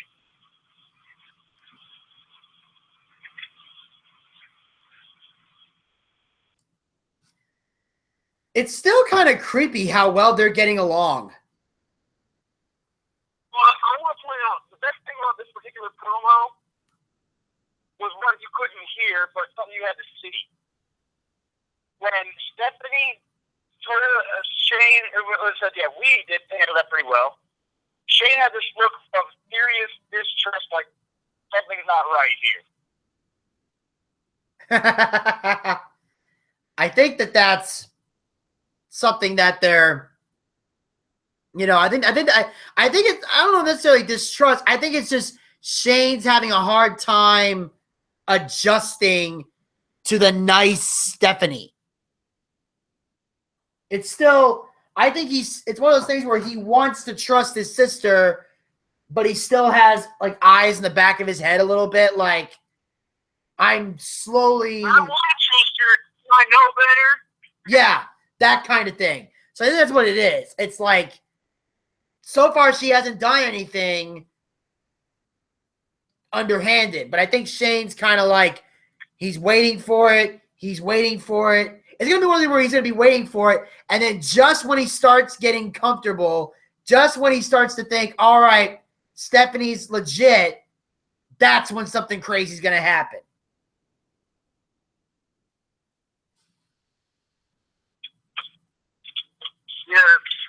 Yeah. And what I also love about this is the fact that, and this is what I love about Sami Zayn. The whole thing he said, you have to earn your shot. He goes, fine, let me earn it. Miz beats me, I'll go to the back of the line. But if I win, I want a fatal four-way. And I love that. Sammy's willing to put the work in. I like this. That's what I love about him. And well, he's playing the babyface. He's not against earning his spot. He's doing things the right way because he is the babyface. And of course, Miz and Kevin Owens are playing a heel, saying he doesn't deserve it.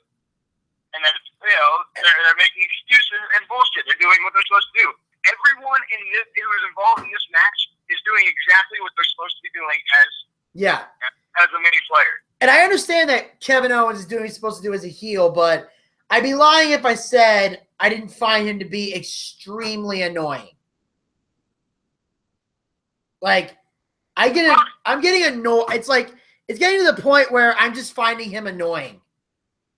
And not in a heel way. Well, there's something you got to point out here. In this particular case, you couldn't even argue with Kevin Owens at this point. He did flat out beat Sami Zayn. Fair and square. 1, 2, 3. Yes, which I was not happy about and still not.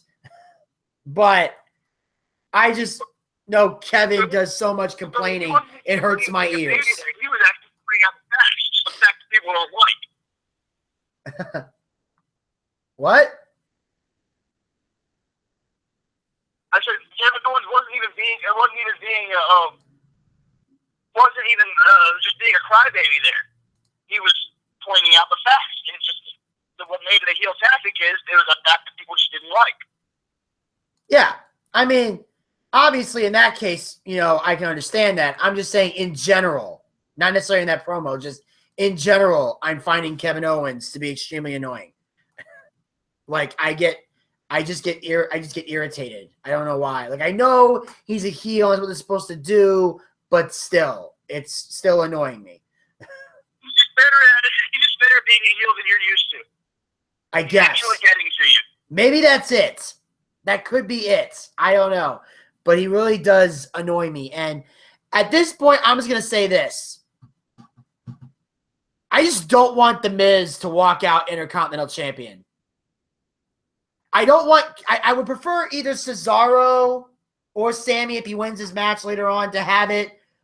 But on a personal note, I just don't want The Miz. If Kevin Owens gets it, I'll be okay because it won't be Miz.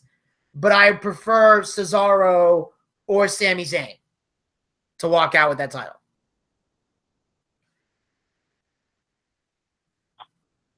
That would be great. Yes, because I just don't want the Miz to win. For a while. Yeah. I just don't want to see Miz walk out with it because I hate him more than anybody on the roster. But I would prefer either Cesaro or Sami Zayn. But if Kevin Owens gets it, I'll be okay. I won't be happy, but I'll be content knowing the Miz doesn't have it. But anyway, on that note, we move on to the next match of the night, which is we got ourselves some Divas action. And yes, I'm going to call it Divas action because I know it's a women's wrestling match, but that's too many goddamn syllables for me. I like to keep things simple, so I'm just going to say Divas match. And of course... Why didn't you say women's match? Same syllables. If you prefer... I'll say women's match if it means that much to you. You know I did that just to hurt you. Come on. Yeah, I know. That's why I'm saying if it'll make you happy. That was sarcastic. But anyway. It's just a period as a whole. I know. But anyway, we get a women's match. And we have Charlotte versus Paige. Can I just say, on a personal note, I loved this match for several reasons. First off, because I love Paige. And it was good seeing her back in the ring. And on another note, because Charlotte lost to Paige. I love that. Me too.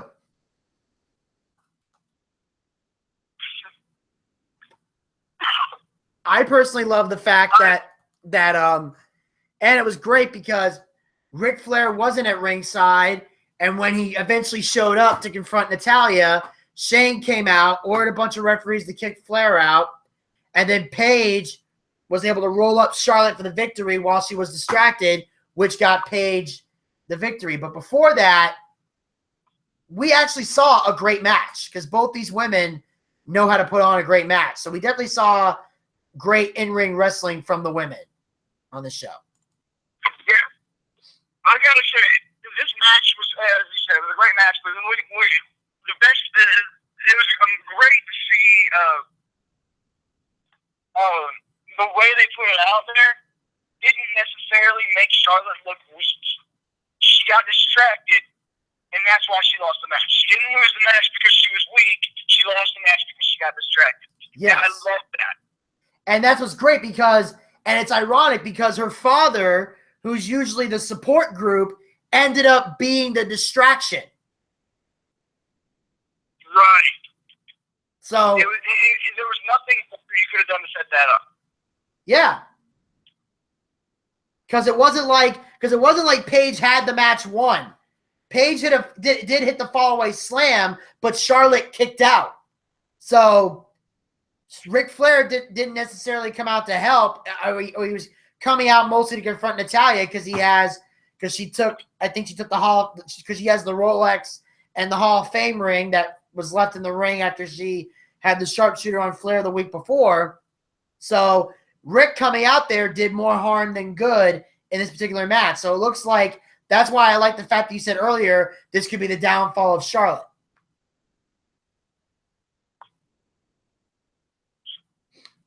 Yeah. At the very least, we need to get Ric Flair off TV. Yes. Yes, I think I know all the old school fans are like, what the fuck is wrong with you? You can't take Ric Flair off. Flair is a detriment to the division. Yes.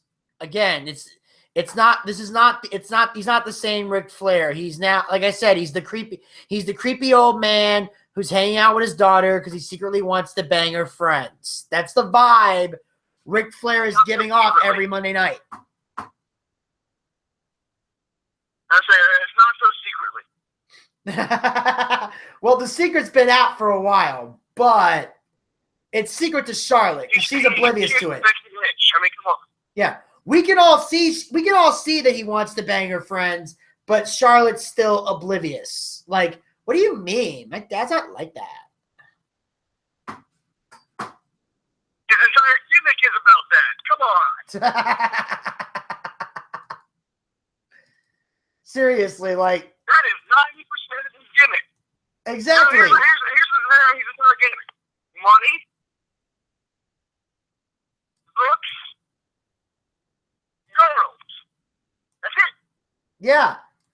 That's the list.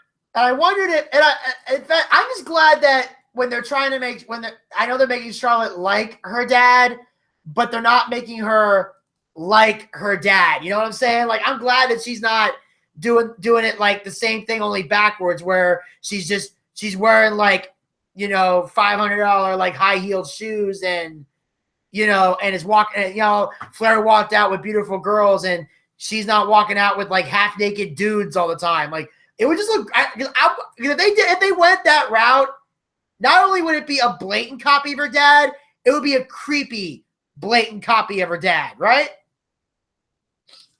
Well, yeah, especially considering the vast majority of wrestling fans are male. Yeah. We don't want to see the male strippers leading her down up the aisle. Yeah. The only way that would work is if they were doing a cross promotion thing where there was like, let's say they were making a third Magic Mike. Then maybe they would probably do that. Like have Channing Tatum and the other guys walk out with her. They might do that as like a Magic Mike promotion, but it couldn't be a regular gimmick we saw every week. Yeah, no. It's like Payback or whatever, a good pay-per-view, whatever, like Extreme Rules, and sponsored by Chippendale. And we're not talking about the Rescue Rangers.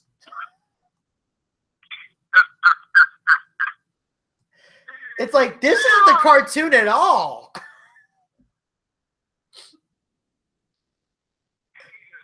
Looks like Happy Tree Friends. But that's something completely different. Oh, God. Now I'm picturing male strippers and Happy Tree Friends. This is a bad visual. Oh, dude. Oh, I'm gonna have awkward. Male stripper and Happy Tree Friends. At some point, his dick would have to be turned off. I am not getting any sleep tonight. And on that note, ladies and gentlemen, if there was any way possible, we're going to segue out of this. And we're going to move on to the next match of the night. And, of course, we're talking about the match that was booked earlier by Shane and Stephanie. And that is, of course, Sami Zayn versus The Miz. This match was phenomenal, and it made The Miz look good in the ring, despite the fact that The Miz lost. Yes. I will say Sami Zayn made The Miz look like $1 million for the first time in his career. Yeah, this right here shows that with the right talent in the ring, The Miz can put on a phenomenal match. I've seen The Miz put on great matches before, but Sami Zayn makes everybody look good. Yeah. This particular match is no exception. Oh yeah, this was actually a legit match. I'll give The Miz his due. He put on a great match. He had a great match with Sami Zayn. I'll give the credit there. The way he timed his shit, it was he got in position at the right time. Everything was beautiful. Yeah, and I love it. It was I absolutely fucking love it. Me too. It was phenomenal. Like their timing was impeccable. Everything was done the right way. And in the end, you know, The Miz, and then of course in the end we had the incident where Zayn went for sunset flip, Miz is on his shoulders, grabbed the rope, the ref stopped the count because he saw Miz grab onto the rope, and then all of a sudden we saw the exploder suplex, the haluva kick, 1, 2, 3, and Sami Zayn is now in the match. It is official. It'll be a fatal four-way for the Intercontinental Championship. So we got Sami Zayn, The Miz, Kevin Owens, and who's the fourth man? Cesaro. Cesaro, yes.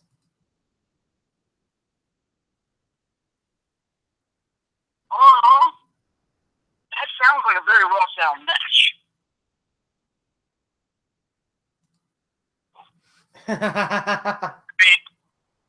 Only one of the four who is always a phenomenal wrestler is The Miz. Even he's a halfway decent one. Yeah. So if The Miz does bad in this match, it's his fault. Because he's in the ring with three amazing technicians. Now, in all fairness, though, I do have to say this. If The Miz looks bad because the rest of them outdo him, he can't help that. Yeah. I truly believe they're going to I truly believe The Miz is going to be this is going to be an embarrassing match for The Miz. I truly believe that. And that's why it's going to be so entertaining for me. See, here's what I think is going to happen, and what needs to happen if The Miz is to remain any kind of relevant. And The Miz needs to be an opportunist in this match. He needs to pull like an edge. Stay out of the way, take advantage when necessary. And that'll be more, so for him, it'll be more about timing than it will be about actually putting on a long-standing match.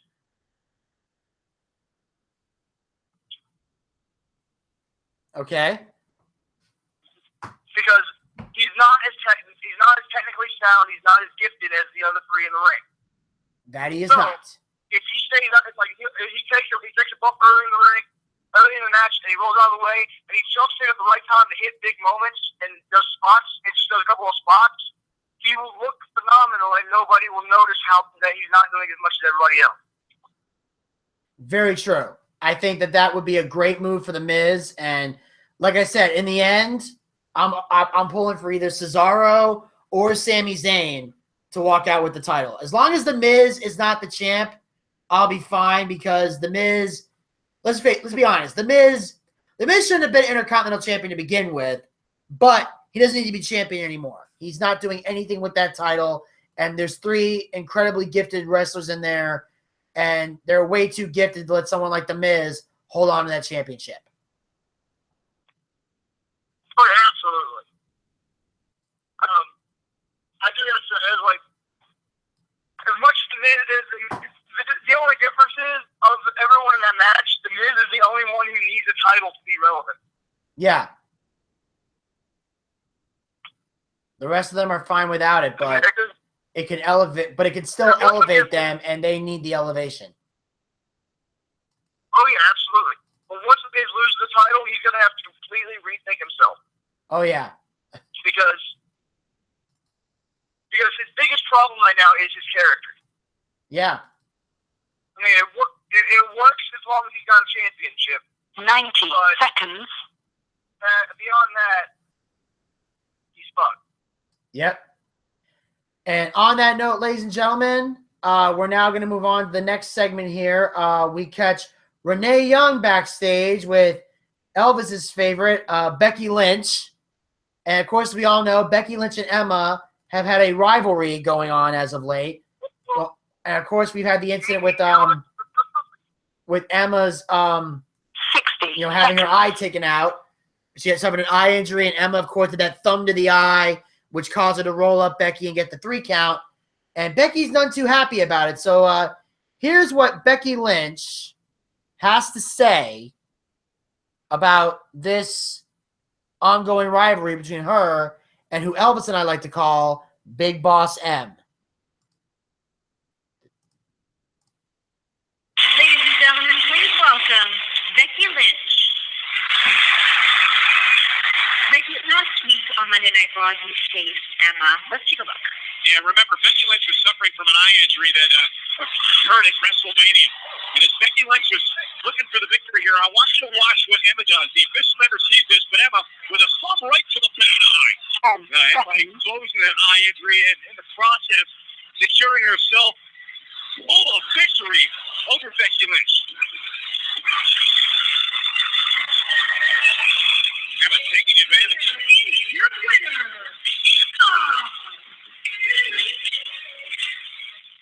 Emma thinking that eye poke was all an action. No. The eye injury I suffered at WrestleMania was an accident. What happened last week was intentional. But trust me when I say the next time Emma and I are in the ring, she is in for an Irish last kick. What a sorry excuse for losing a match to me. Becky, just admit it. You're inferior. As far as that eye injury is concerned, what you really need is eyes in the back of your head.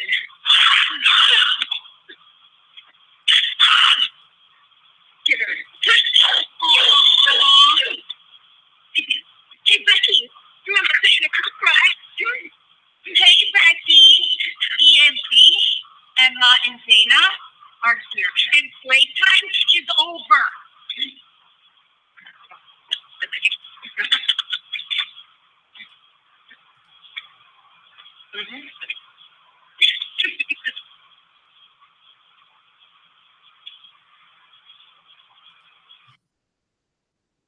Okay, so I guess we just noticed another NXT call-up.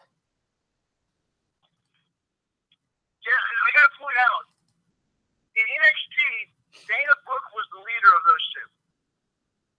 And now, on the call-up, Emma is the leader of the two. Really? I kind of felt that Emma was the leader in NXT as well. Are you serious? That's the vibe I got.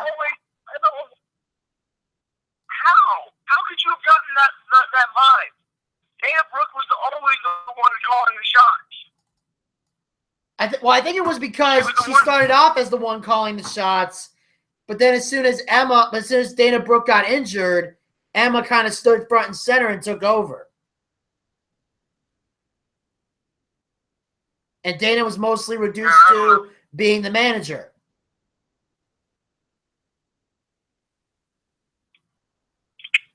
But generally, if a wrestler is the one being a manager, they're still the ones calling the shots because they're the ones saying, "Do this, do that." Okay, I'm just saying. I've always thought Emma was the leader. Maybe I misread. I don't know. But it looks like it's going to be that way on the main roster as well. I think, especially if Dana is, I don't know if Dana's, I'm assuming Dana's medically cleared since she's back. But so we'll see what happens. But one thing is definitely certain.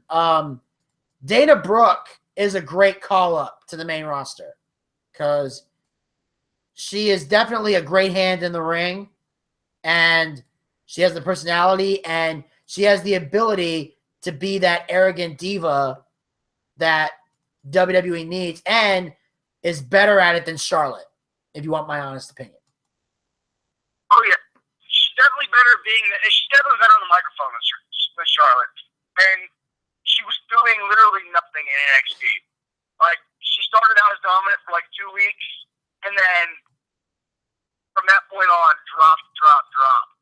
Her stock just went down. She kept losing matches. Yeah, I was very disappointed in that too. She needed to be called up.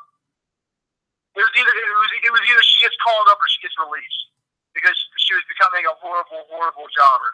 Yes, and I was very disgusted with that. I felt that, when she was in a rivalry with Charlotte, she should have been the one to put down Charlotte. So when she got called up, it would be a great transition. But instead, they wanted Charlotte to just completely run over Dana, which did nothing to benefit the NXT women.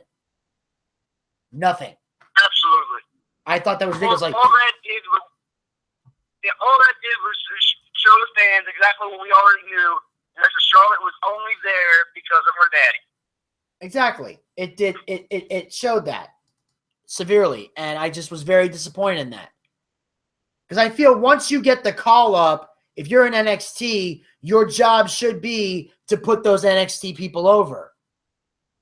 to keep that brand dominant so you can go to them. And then when you're on the main roster, then they can push you to the moon.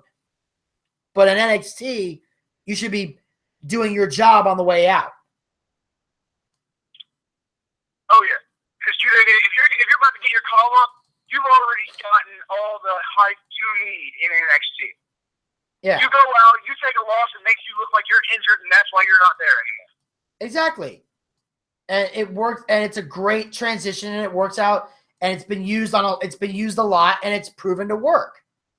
So and they should have did that with Charlotte and Becky. I mean, they already did it with Sasha. I mean, they didn't do an injury, but they did it with Sasha when she dropped the NXT Women's title to Bayley and then lost the rematch. Same thing with Kevin Owens when he dropped to Finn Balor as he was getting called up. Yes, it's very simply put. You need people who are in your NXT to be put over. Otherwise, they're just going to look bad, and they can't improve if you're continually making them lose. Exactly what Ryback was saying in that goddamn blog post we talked about yesterday. Absolutely. And speaking of changes in WWE, apparently there was some type of weird thing going on. I think it was on SmackDown. I think it might have happened, or somewhere where there's something like, as you guys know, we've been noticing the primetime players have not been a team anymore for some ungodly reason we've yet to figure out. Titus O'Neil recently came back from his suspension, and he was in the U.S. title battle royal. And now but the big question is, what's happened to Darren Young? Why haven't we seen him? Where has he been? What's going on?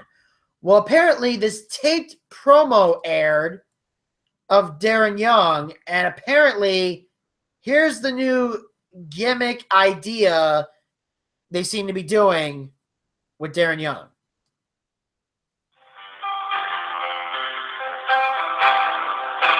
Life is what you make it. I am the end result of all my choices. And I know now that I need a guiding light. So I began my search. I looked high, I looked low, I looked everywhere in between, but I forgot to look in one place. Right in front of me. That's where you've been this whole time.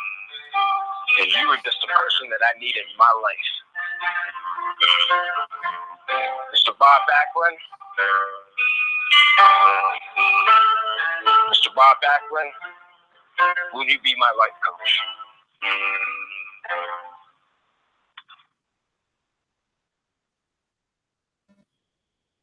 Yes, I will be your wrestling coach.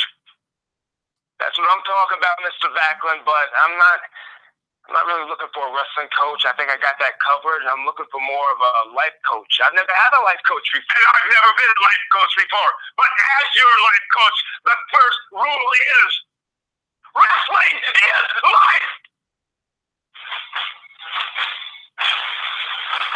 We're going to make Darren Young great again.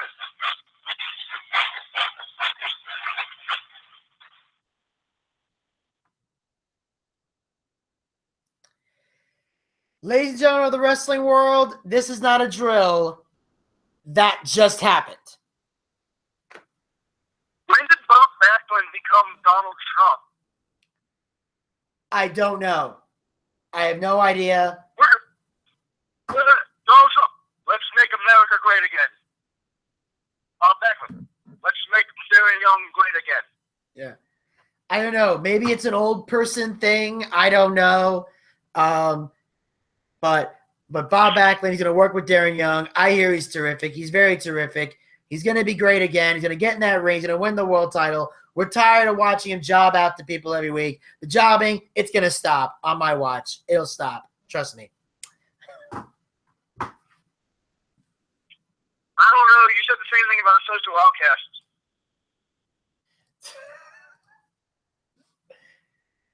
Well, you know, mistakes can be made. You know, everything happens for no, whatever. I don't know. It's true. I did say that about social outcasts. I don't know. I'm just making a joke. I don't even know if this is even going to work. I give this gimmick 2 weeks, 3 tops before fans get annoyed. I don't know. I think if they do this right, they could have Darren Young and Bob Backlund running the New Day. Running the New Day? Think about it. He's trying to become great again. He's got a positive outlook on life. They can fully take over the New Day. That would be interesting. Probably won't happen, but it's cool. Yeah.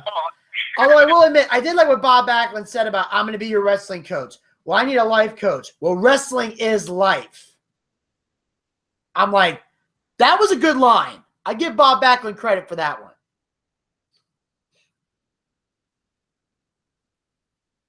I'm just surprised they let him use the word wrestling.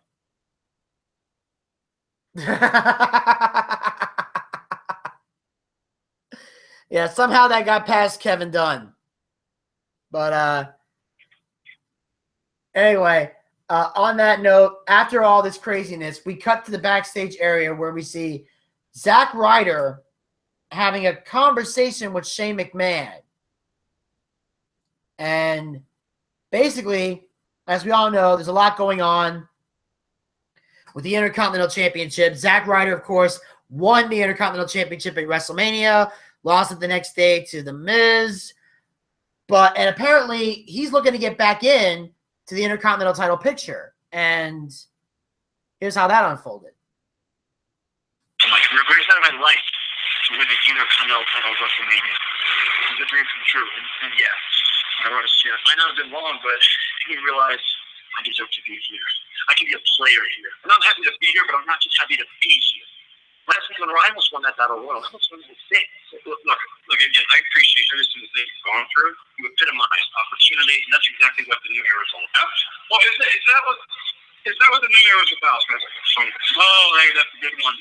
Let's get serious. See, after seeing you hand Sami Zayn an opportunity at my title at Extreme Rules, it seems like this new era of yours is more about handing title matches to pathetic, whiny, undeserving people who just come into your office and beg for them. Oh, hey, Zach. Oh, you're done. I am funny. Thank you. Here's the thing. After the way I beat Sami Zayn at Payback, you know he shouldn't be a factor in my title match at Extreme Rules. You know that. And I beat you at WrestleMania for the Intercontinental title. So, my calculation is correct. I should be in a match at Extreme Rules the fatal four-way, not you. Well, your calculations are incorrect because A, you didn't beat me. B, you stole the title of WrestleMania. C, answer me is why do you exist? You know what? Why are you here right now? Are you pitching some stupid internet show to Shane? Because after the decisions you've been making over the last few weeks, it seems like you, Mr. Here Comes the Money, would love something like that. Actually, you just gave me an interesting idea. You know, if you were listening carefully, what Zach was saying is that potentially he should be the one in the fatal four-way match. Which sounds ridiculous. Well, let's see what happens tonight, because tonight, Zach, if you can beat Kevin, you will take his place in the fatal four-way match, which means he would be in. That means you would be out. And speaking about, please make my office. Thank you, Shane. Hey, we gotta do the work like this. Good luck. Good luck. Well, there's some happy news. I love this era of opportunity. Because so many times I've seen people just get handed title matches because of stupid grudges and shit. But we've seen two people come in and go into the office and say, I want a chance to earn my spot. Give me that chance. And both times they got a chance to earn a spot in the title match. That was fucking phenomenal. It was.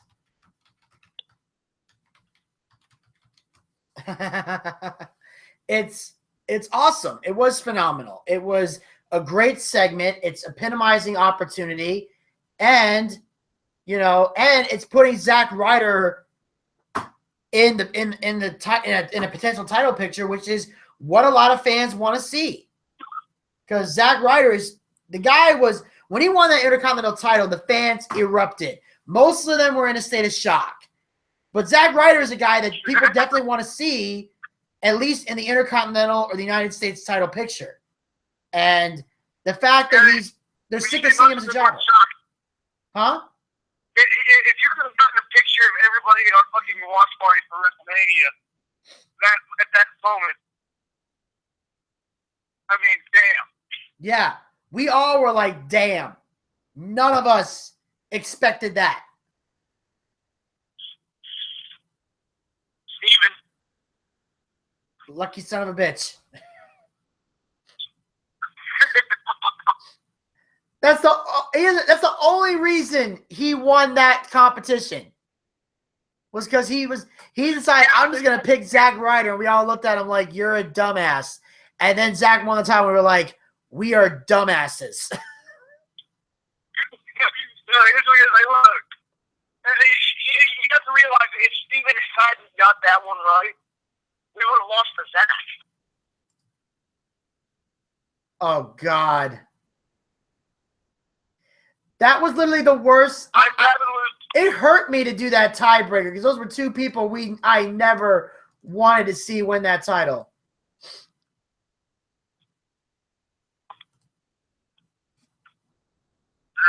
That's all right. I stole it and drove away.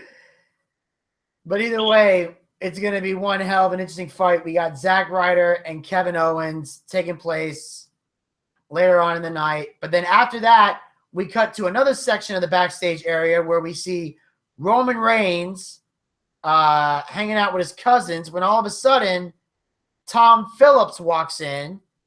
And here is what he wants to ask them regarding the club.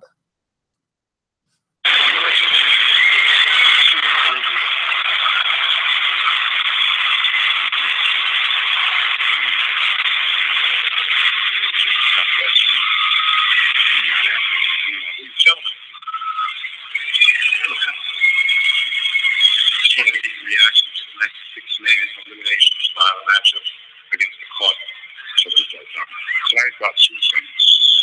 Just a big win against the club and representing those bloodlines of the folks. Yeah. See, that's what separates us from the club. Is we family. This right here is blood. You attack one of us, we all fight back. We saw that last week on Rose.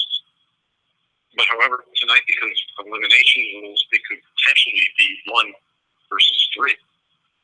1 versus 3, 1 versus 1, it don't matter to me. Tonight, we eliminate Gallows. We eliminate Anderson. But after that, I will eliminate AJ Styles.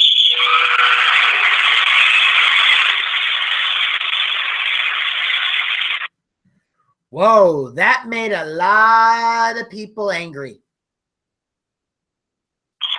Yeah, but I really see this as being a heel turn. And I'm hoping, God, that's what this is.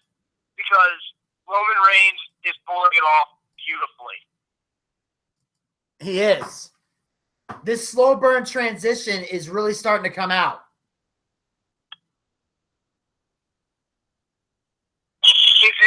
The more you watch it, the more you realize it's not even a heel turn. It's just more of his aggression coming out, and it's coming out in a heel way. Yeah. And he's making it very clear that this is going to it's starting to get personal between him and AJ Styles, and the more personal it gets, the more entertaining it becomes. Absolutely. People are going to say Roman Reigns isn't entertaining. Roman Reigns is boring. Nobody wants to see Roman Reigns. Right now, I want to see Roman Reigns. Why? Because he's cutting these promos that is drawing emotion from the fan. And he's doing exactly what he's supposed to be doing.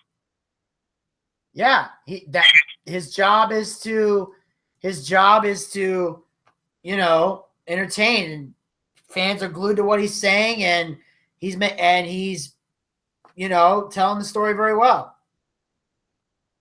It reminds me of something Triple H used to say: whether you love him or you hate him, you're always tuning in to see him. Yep. And and right now, he's got the world title. All the attention's on him, and him and AJ Styles are having better chemistry than people thought they were going to have in the beginning.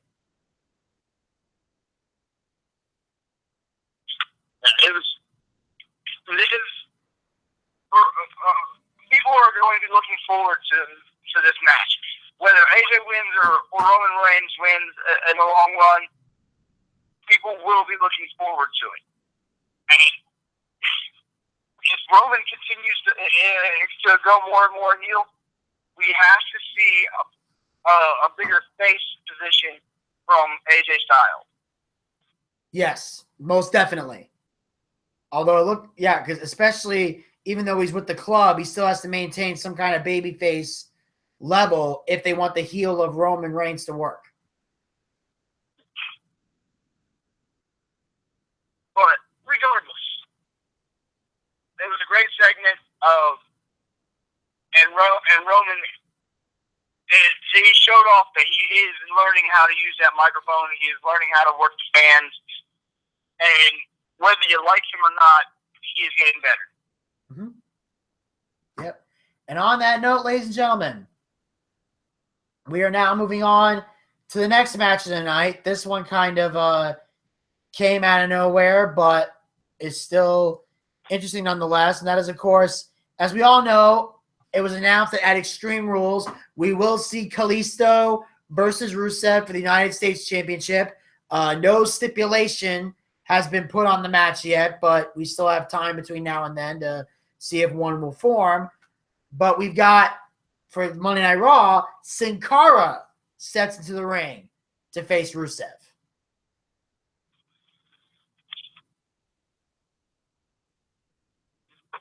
One, I want to point out, Sin Cara did a great job in this match. He didn't botch anything. Nope, no botch here. And two,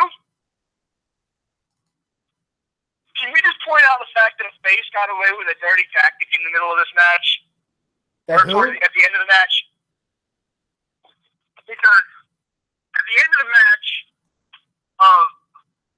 the ref was distracted on one side of the ring, and Kalisto kicked Rusev in the head, allowing Sin Cara to get the roll-up victory.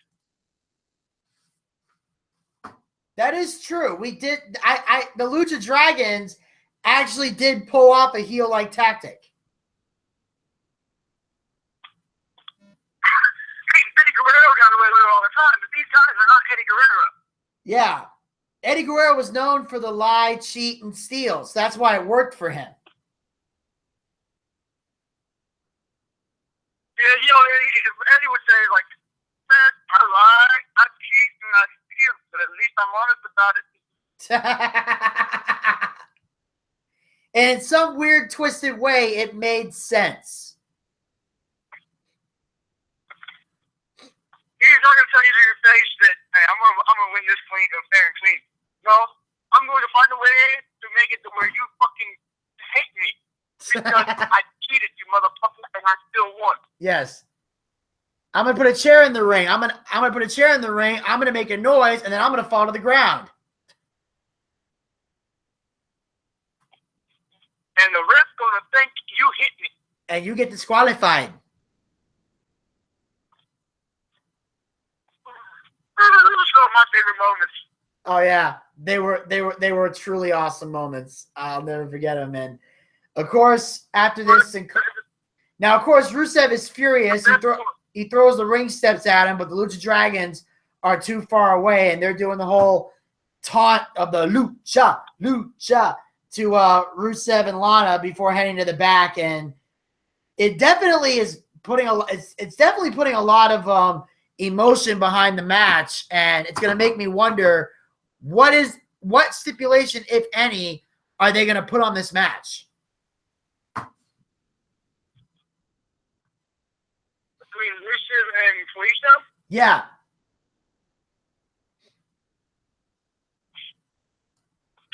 This really bugs me because, as far as I'm concerned, as the pay-per-views call Extreme Rules, every match should be no disqualification at the least. Yeah. That doesn't tend to be the case. Past years, if there's anything to say about it, I really don't think there's going to be I don't think there's going to be a stipulation on this match. Yeah. It might just be a normal average one, which will, again, not make it quite as enjoyable.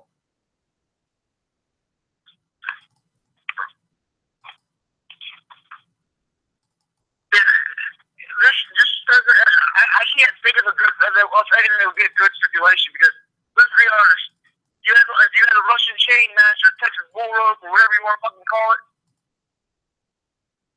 Rusev would literally just have to walk around the ring. Yeah, you can't really do that.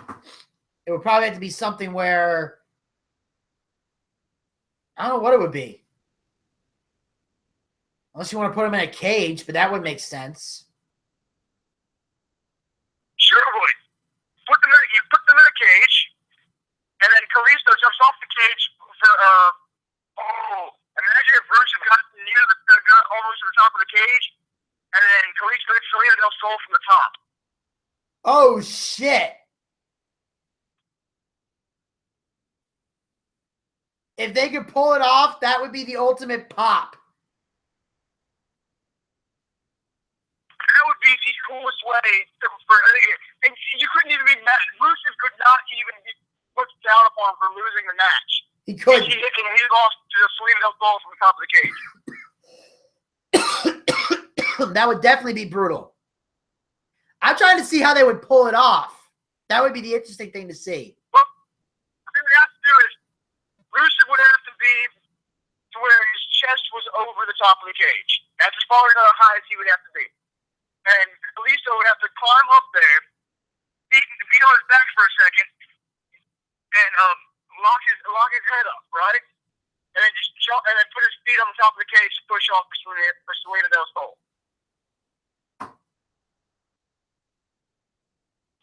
Okay, that would be yeah, but that would be awesome to see. That off the top of the cage, I think would be amazing. So all in all, it would really only be about 2 feet high, 2 or 3 feet higher than from the actual top ropes, but it would still be a fucking badass spot. Absolutely, it would totally be a badass spot.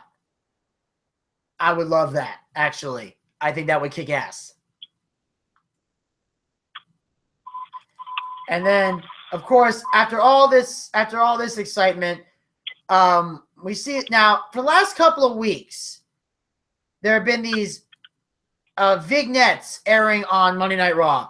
I haven't really paid much attention to them because I didn't think they were important until this one popped up that was very, very important. And it concerns Primo and Epico, who we've known for a long time as Los Matadores, and they've been doing these vignettes about Puerto Rico. Well, apparently, here's one that really caught my attention.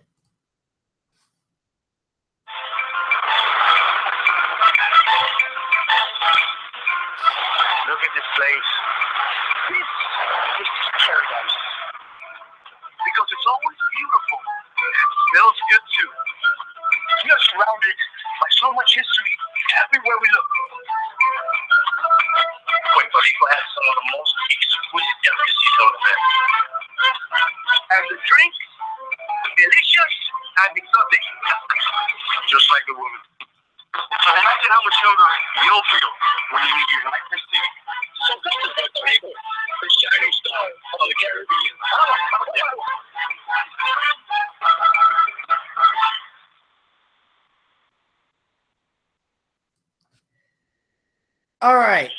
All right. So basically, what's going on here is Primo and Epico have now calling themselves the shining stars. And apparently next Monday night on Raw, they're going to be back in WWE with a whole new repackaged gimmick. I hope this gimmick works for them because I love these two.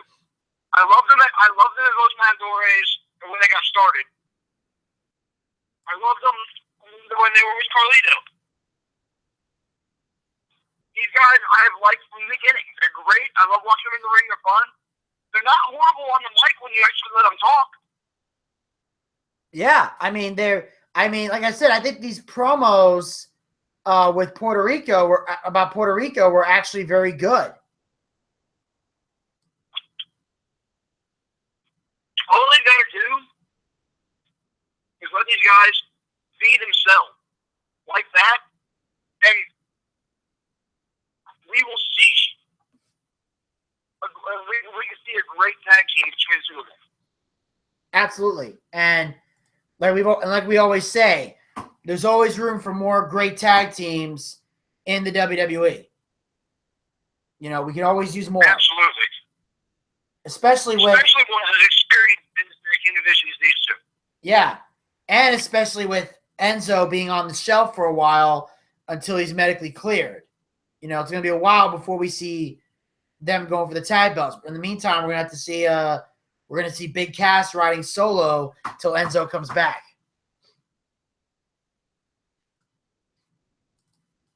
Yep. I love the fact that they're not taking Enzo's name off the show though. They're like, we saw Big Cass, and the first thing that they talked about was the fact that Enzo was out injured. Yeah, and the fact that Jericho earlier called him Enzo Annoying, which is just, you know, vintage Jericho, you know, making fun of people's names. I thought was pretty clever. Yeah, that one was a very good one. I like that. Yeah. And it still goes to show that Jericho is, whether he's a babyface or a heel, he still has the same gift of gab. For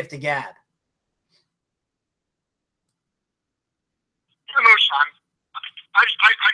I still hate the fact that he's a stupid idiot. I think we all do. He's better than that, goddammit. He really is. Truly is. And on that note, ladies and gentlemen, we are going to move on to the next match of the night. This is a match that I'm surprised is not the main event. But this is where they put it on the card. And, of course, it's the 6-man elimination match, The Club versus Roman Reigns and the Usos. I believe this was the last match I actually saw last night before I went to my watch party. My midnight release party, I mean. Oh. I did see this match, and I was waiting for this match. And I was pleasantly surprised at how the match went. Because normally we see a match like this, and it just it feels rushed usually, and I didn't get that feeling this time around. Yeah, I think it's because these guys are big stars and big names.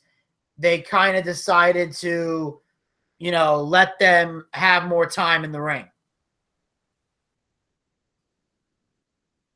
You know, they definitely set up they set it up really smooth. It's like we saw one of the freaking twins get eliminated early, but you know it wasn't. The match itself was great. We saw straight up. We started out 3-on-3. We got down to 2-on-2. And then finally it came down to AJ and Roman, which was really cool, but at the same time it was kind of predictable. But of course, at the end of it, Roman was about to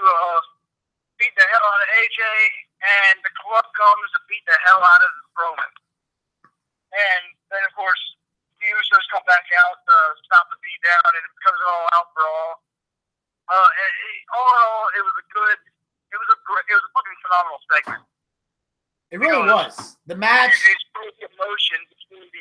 showed the emotion between these two factions. Absolutely. And like the fact that, like when AJ was ready to fight Roman Reigns, Luke Gallows blind tagged himself in because he wanted to fight him. Like you could tell this rivalry is really starting to form. And not only is it forming with AJ and Roman, you can see it forming between the Usos and Gallows and Anderson as well. Absolutely.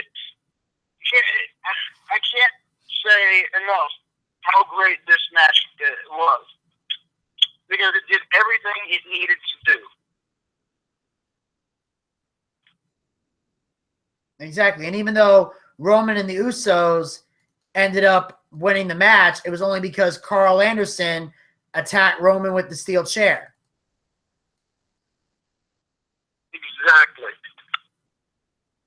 Well, and then of course at the end of it, when it came down to Roman and AJ, they were both passing the chair back and forth. Like, I don't need this chair.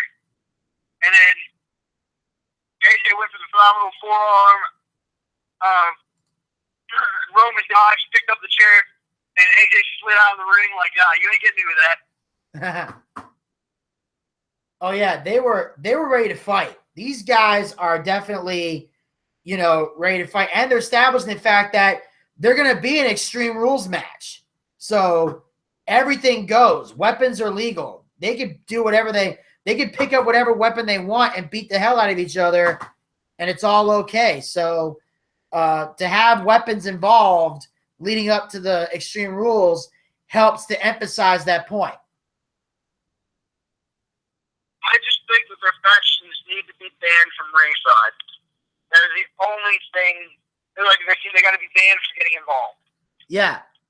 I think that's what's going to happen. I think AJ is going to tell Gallows and Anderson, look, I appreciate your help up until this point, but I need to get this done on my own. And I think Roman should say the same thing to the Usos. We got to do this on my own. And then they go out there and just beat the hell out of each other, and then no interference, best team wins. Like, the only way I would see any of these teams interfering is if you're looking to turn one of these guys heel. Then they should both stay to the back.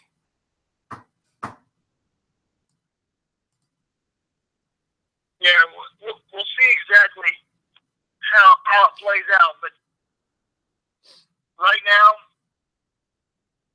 it's like with the tension brewing between the two factions, I really cannot wait to see how this particular story plays out. Oh yeah, it's definitely the most compelling story in WWE right now. Absolutely, and I just want to point out the fact that the most compelling story in WWE right now, and Roman fucking Reigns is involved. For those of y'all saying Roman Reigns is boring, just saying. Hey, it's true. It's damn true. And ladies and gentlemen, after all of this, we have to move on to the next match of the evening, which is the match of ultimate opportunity. And that is, of course, Zack Ryder one-on-one against Kevin Owens. This was a good match to get the fans hyped, but did anyone really think Zack Ryder was going to get a fair victory straight over Kevin Owens? Honestly, I gave up all hope. I knew Kevin was going to win, and I wasn't happy about it, but it's what happened. I think it was something to get some of the fans excited, because the fans in Nebraska are genuine WWE fans. And what I mean by that is they actually, follow the story and everything, because there were dueling chants for Roman and AJ throughout their match. I didn't mention that earlier. But also, they're one of those fans that, like, they fall in line with the baby faces and the heels. And there's nothing wrong with that. It's just enjoying the show. The point is, there's not a lot of marks in these territories. One of the cool things about that is when Roman would hit AJ, they cheer. When AJ hit Roman, they booed. And I was listening to that, I'm like, is this really happening? Yeah, like, it was insane. And of course, you know, Kevin Owens, everybody knew was going to get the victory. So it wasn't that enjoyable of a match because it was too predictable. But it was still a good opportunity for Zack Ryder to show that he can hang in the ring with a guy like Kevin Owens.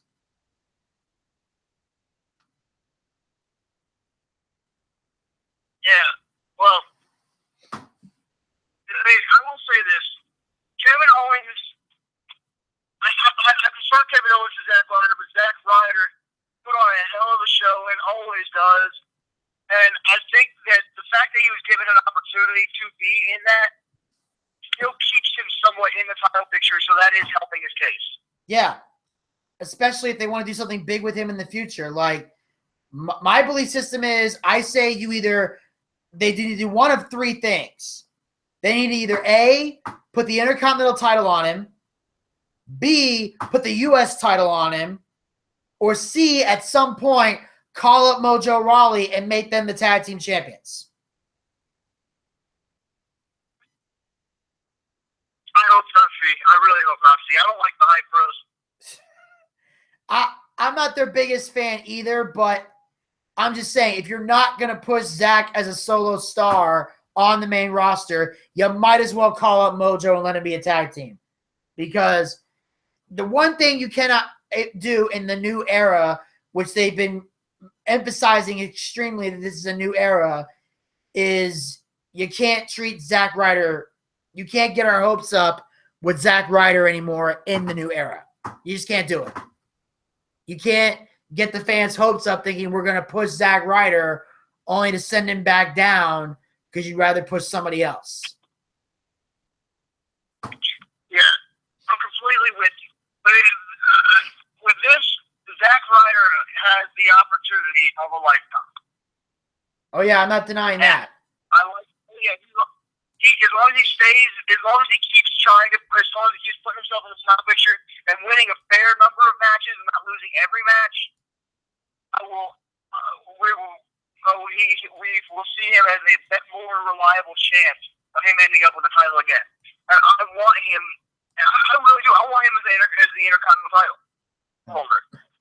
And I would like to see The Miz actually take the U.S. title again, but then denounce America.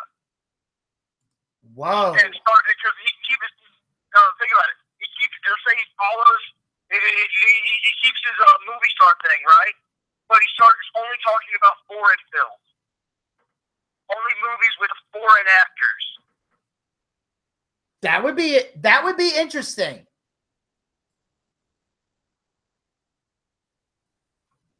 Like, he could even talk about how much he loved Harry Potter because every actor in it was British.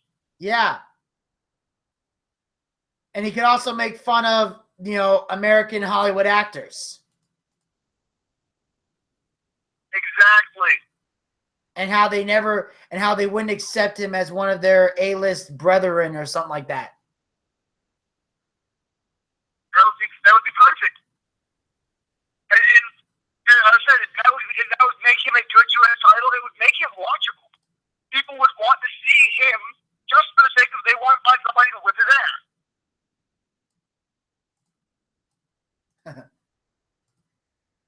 Definitely sounds like a great idea.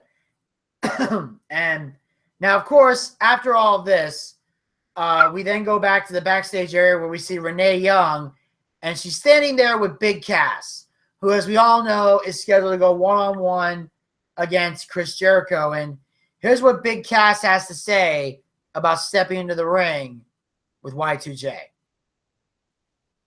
Please welcome the man that will face Chris Jericho tonight, Big Cass. Cass, as a member of the new era in WWE, what's it like to have an opportunity to face a superstar with the accomplishments of Chris Jericho?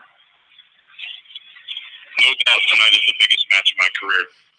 But that is why I am dedicating it to my tag team partner, Enzo Amore. With Enzo on the shelf, I am here doing this for the both of us. And tonight, in honor of Enzo, we'll go a little something like this. On a boom, the only one left standing in the room. How you doing?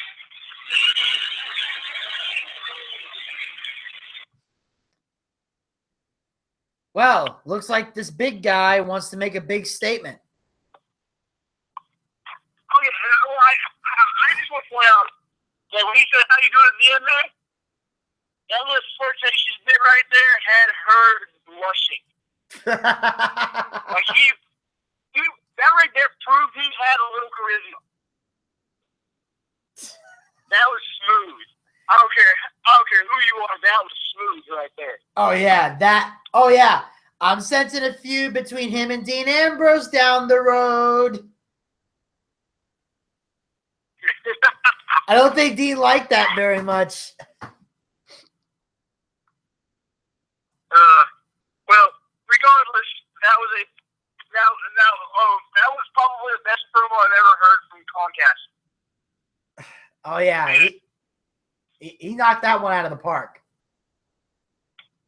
Yeah, that was beautifully done. I want to know how many times he practiced it in the mirror.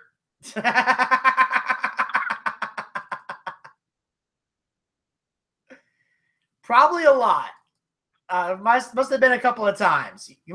No one's that smooth without practicing in front of a mirror. How you doing? And on that note, after this, we cut back to the ring where we see our tag team champions, the New Day, standing in the ring, knowing that they're going to be facing the Vaudevillains at Extreme Rules.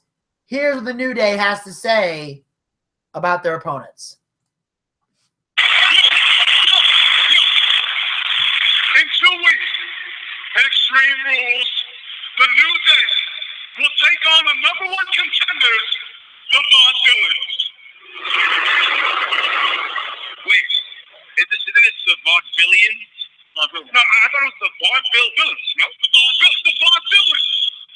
In a match that will be for our WWE World Tag Team Championship. And in this extreme match, we will use the extreme power of the extreme Bucci. Oh! You must all hail the Bucci! Oh! Hail the Bucci! Oh! Hail the Bucci! Oh! Our Bucci! Oh! It's the last one from Mania. So obviously it's very important to us. Very. You see, the Vaudevillains don't appreciate good booty. Oh, they're from a bygone era. An era that frankly was not too kind to people like us. You know, smartphone users. Exactly. If I didn't have my GPS, I wouldn't know how to get anywhere. Yo, unlimited data is amazing. I'm grandfathered in. You too? Yeah. Whoa. And you can use that same smartphone to call your man, call your pappy, and tell them all that they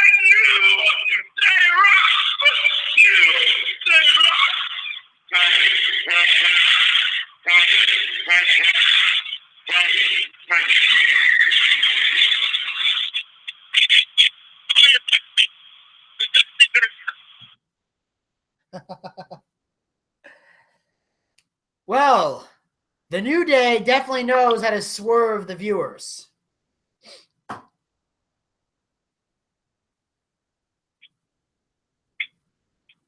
wish somebody would swerve a car right up their asses. Damn.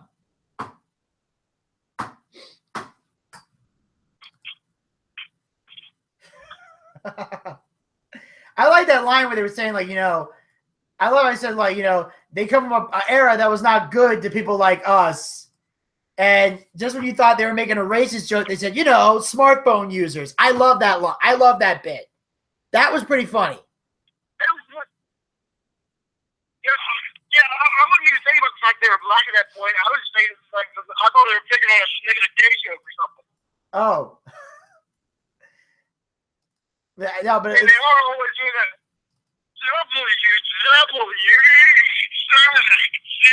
Champion. I mean, don't get much more flamboyant than that. I mean, come on. Oh, I know. But yeah, but the crowd was groaning because they thought they were making a joke about, they were making a comment about racism. But as soon as it said smartphone users, the crowd got back on track again.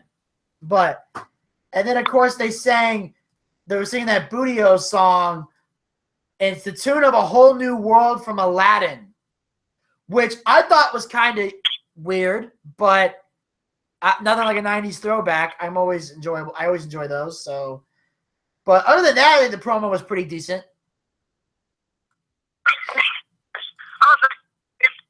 If Colin Cassidy's making a Hey Arnold reference, they can make an Aladdin reference. Let's be fair here. Oh, absolutely. I am more than fair with that. And on that note, ladies and gentlemen, as you can tell from the music that came following that, we had our next match of the night, which was The New Day versus the Dudley Boys.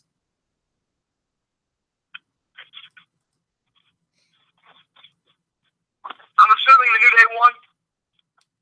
No, the Dudleys did. They did? Awesome.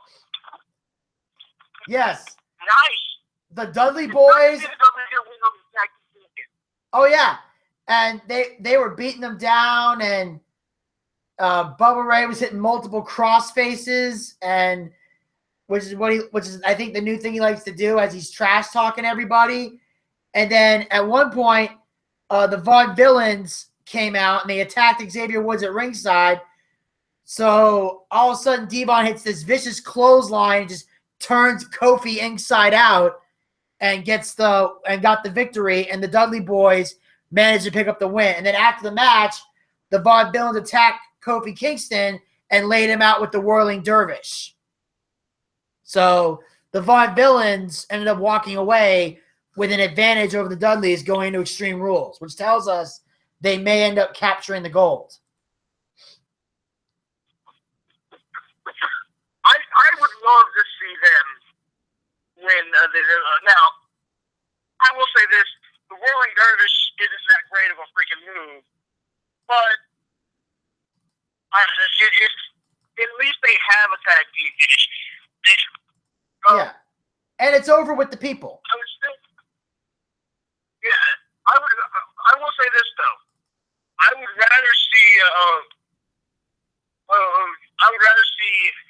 Gallows and Anderson with the tag team titles, because let's be honest, that devastating fucking boot to the face while it's on somebody's shoulders, that is a deadly fucking move.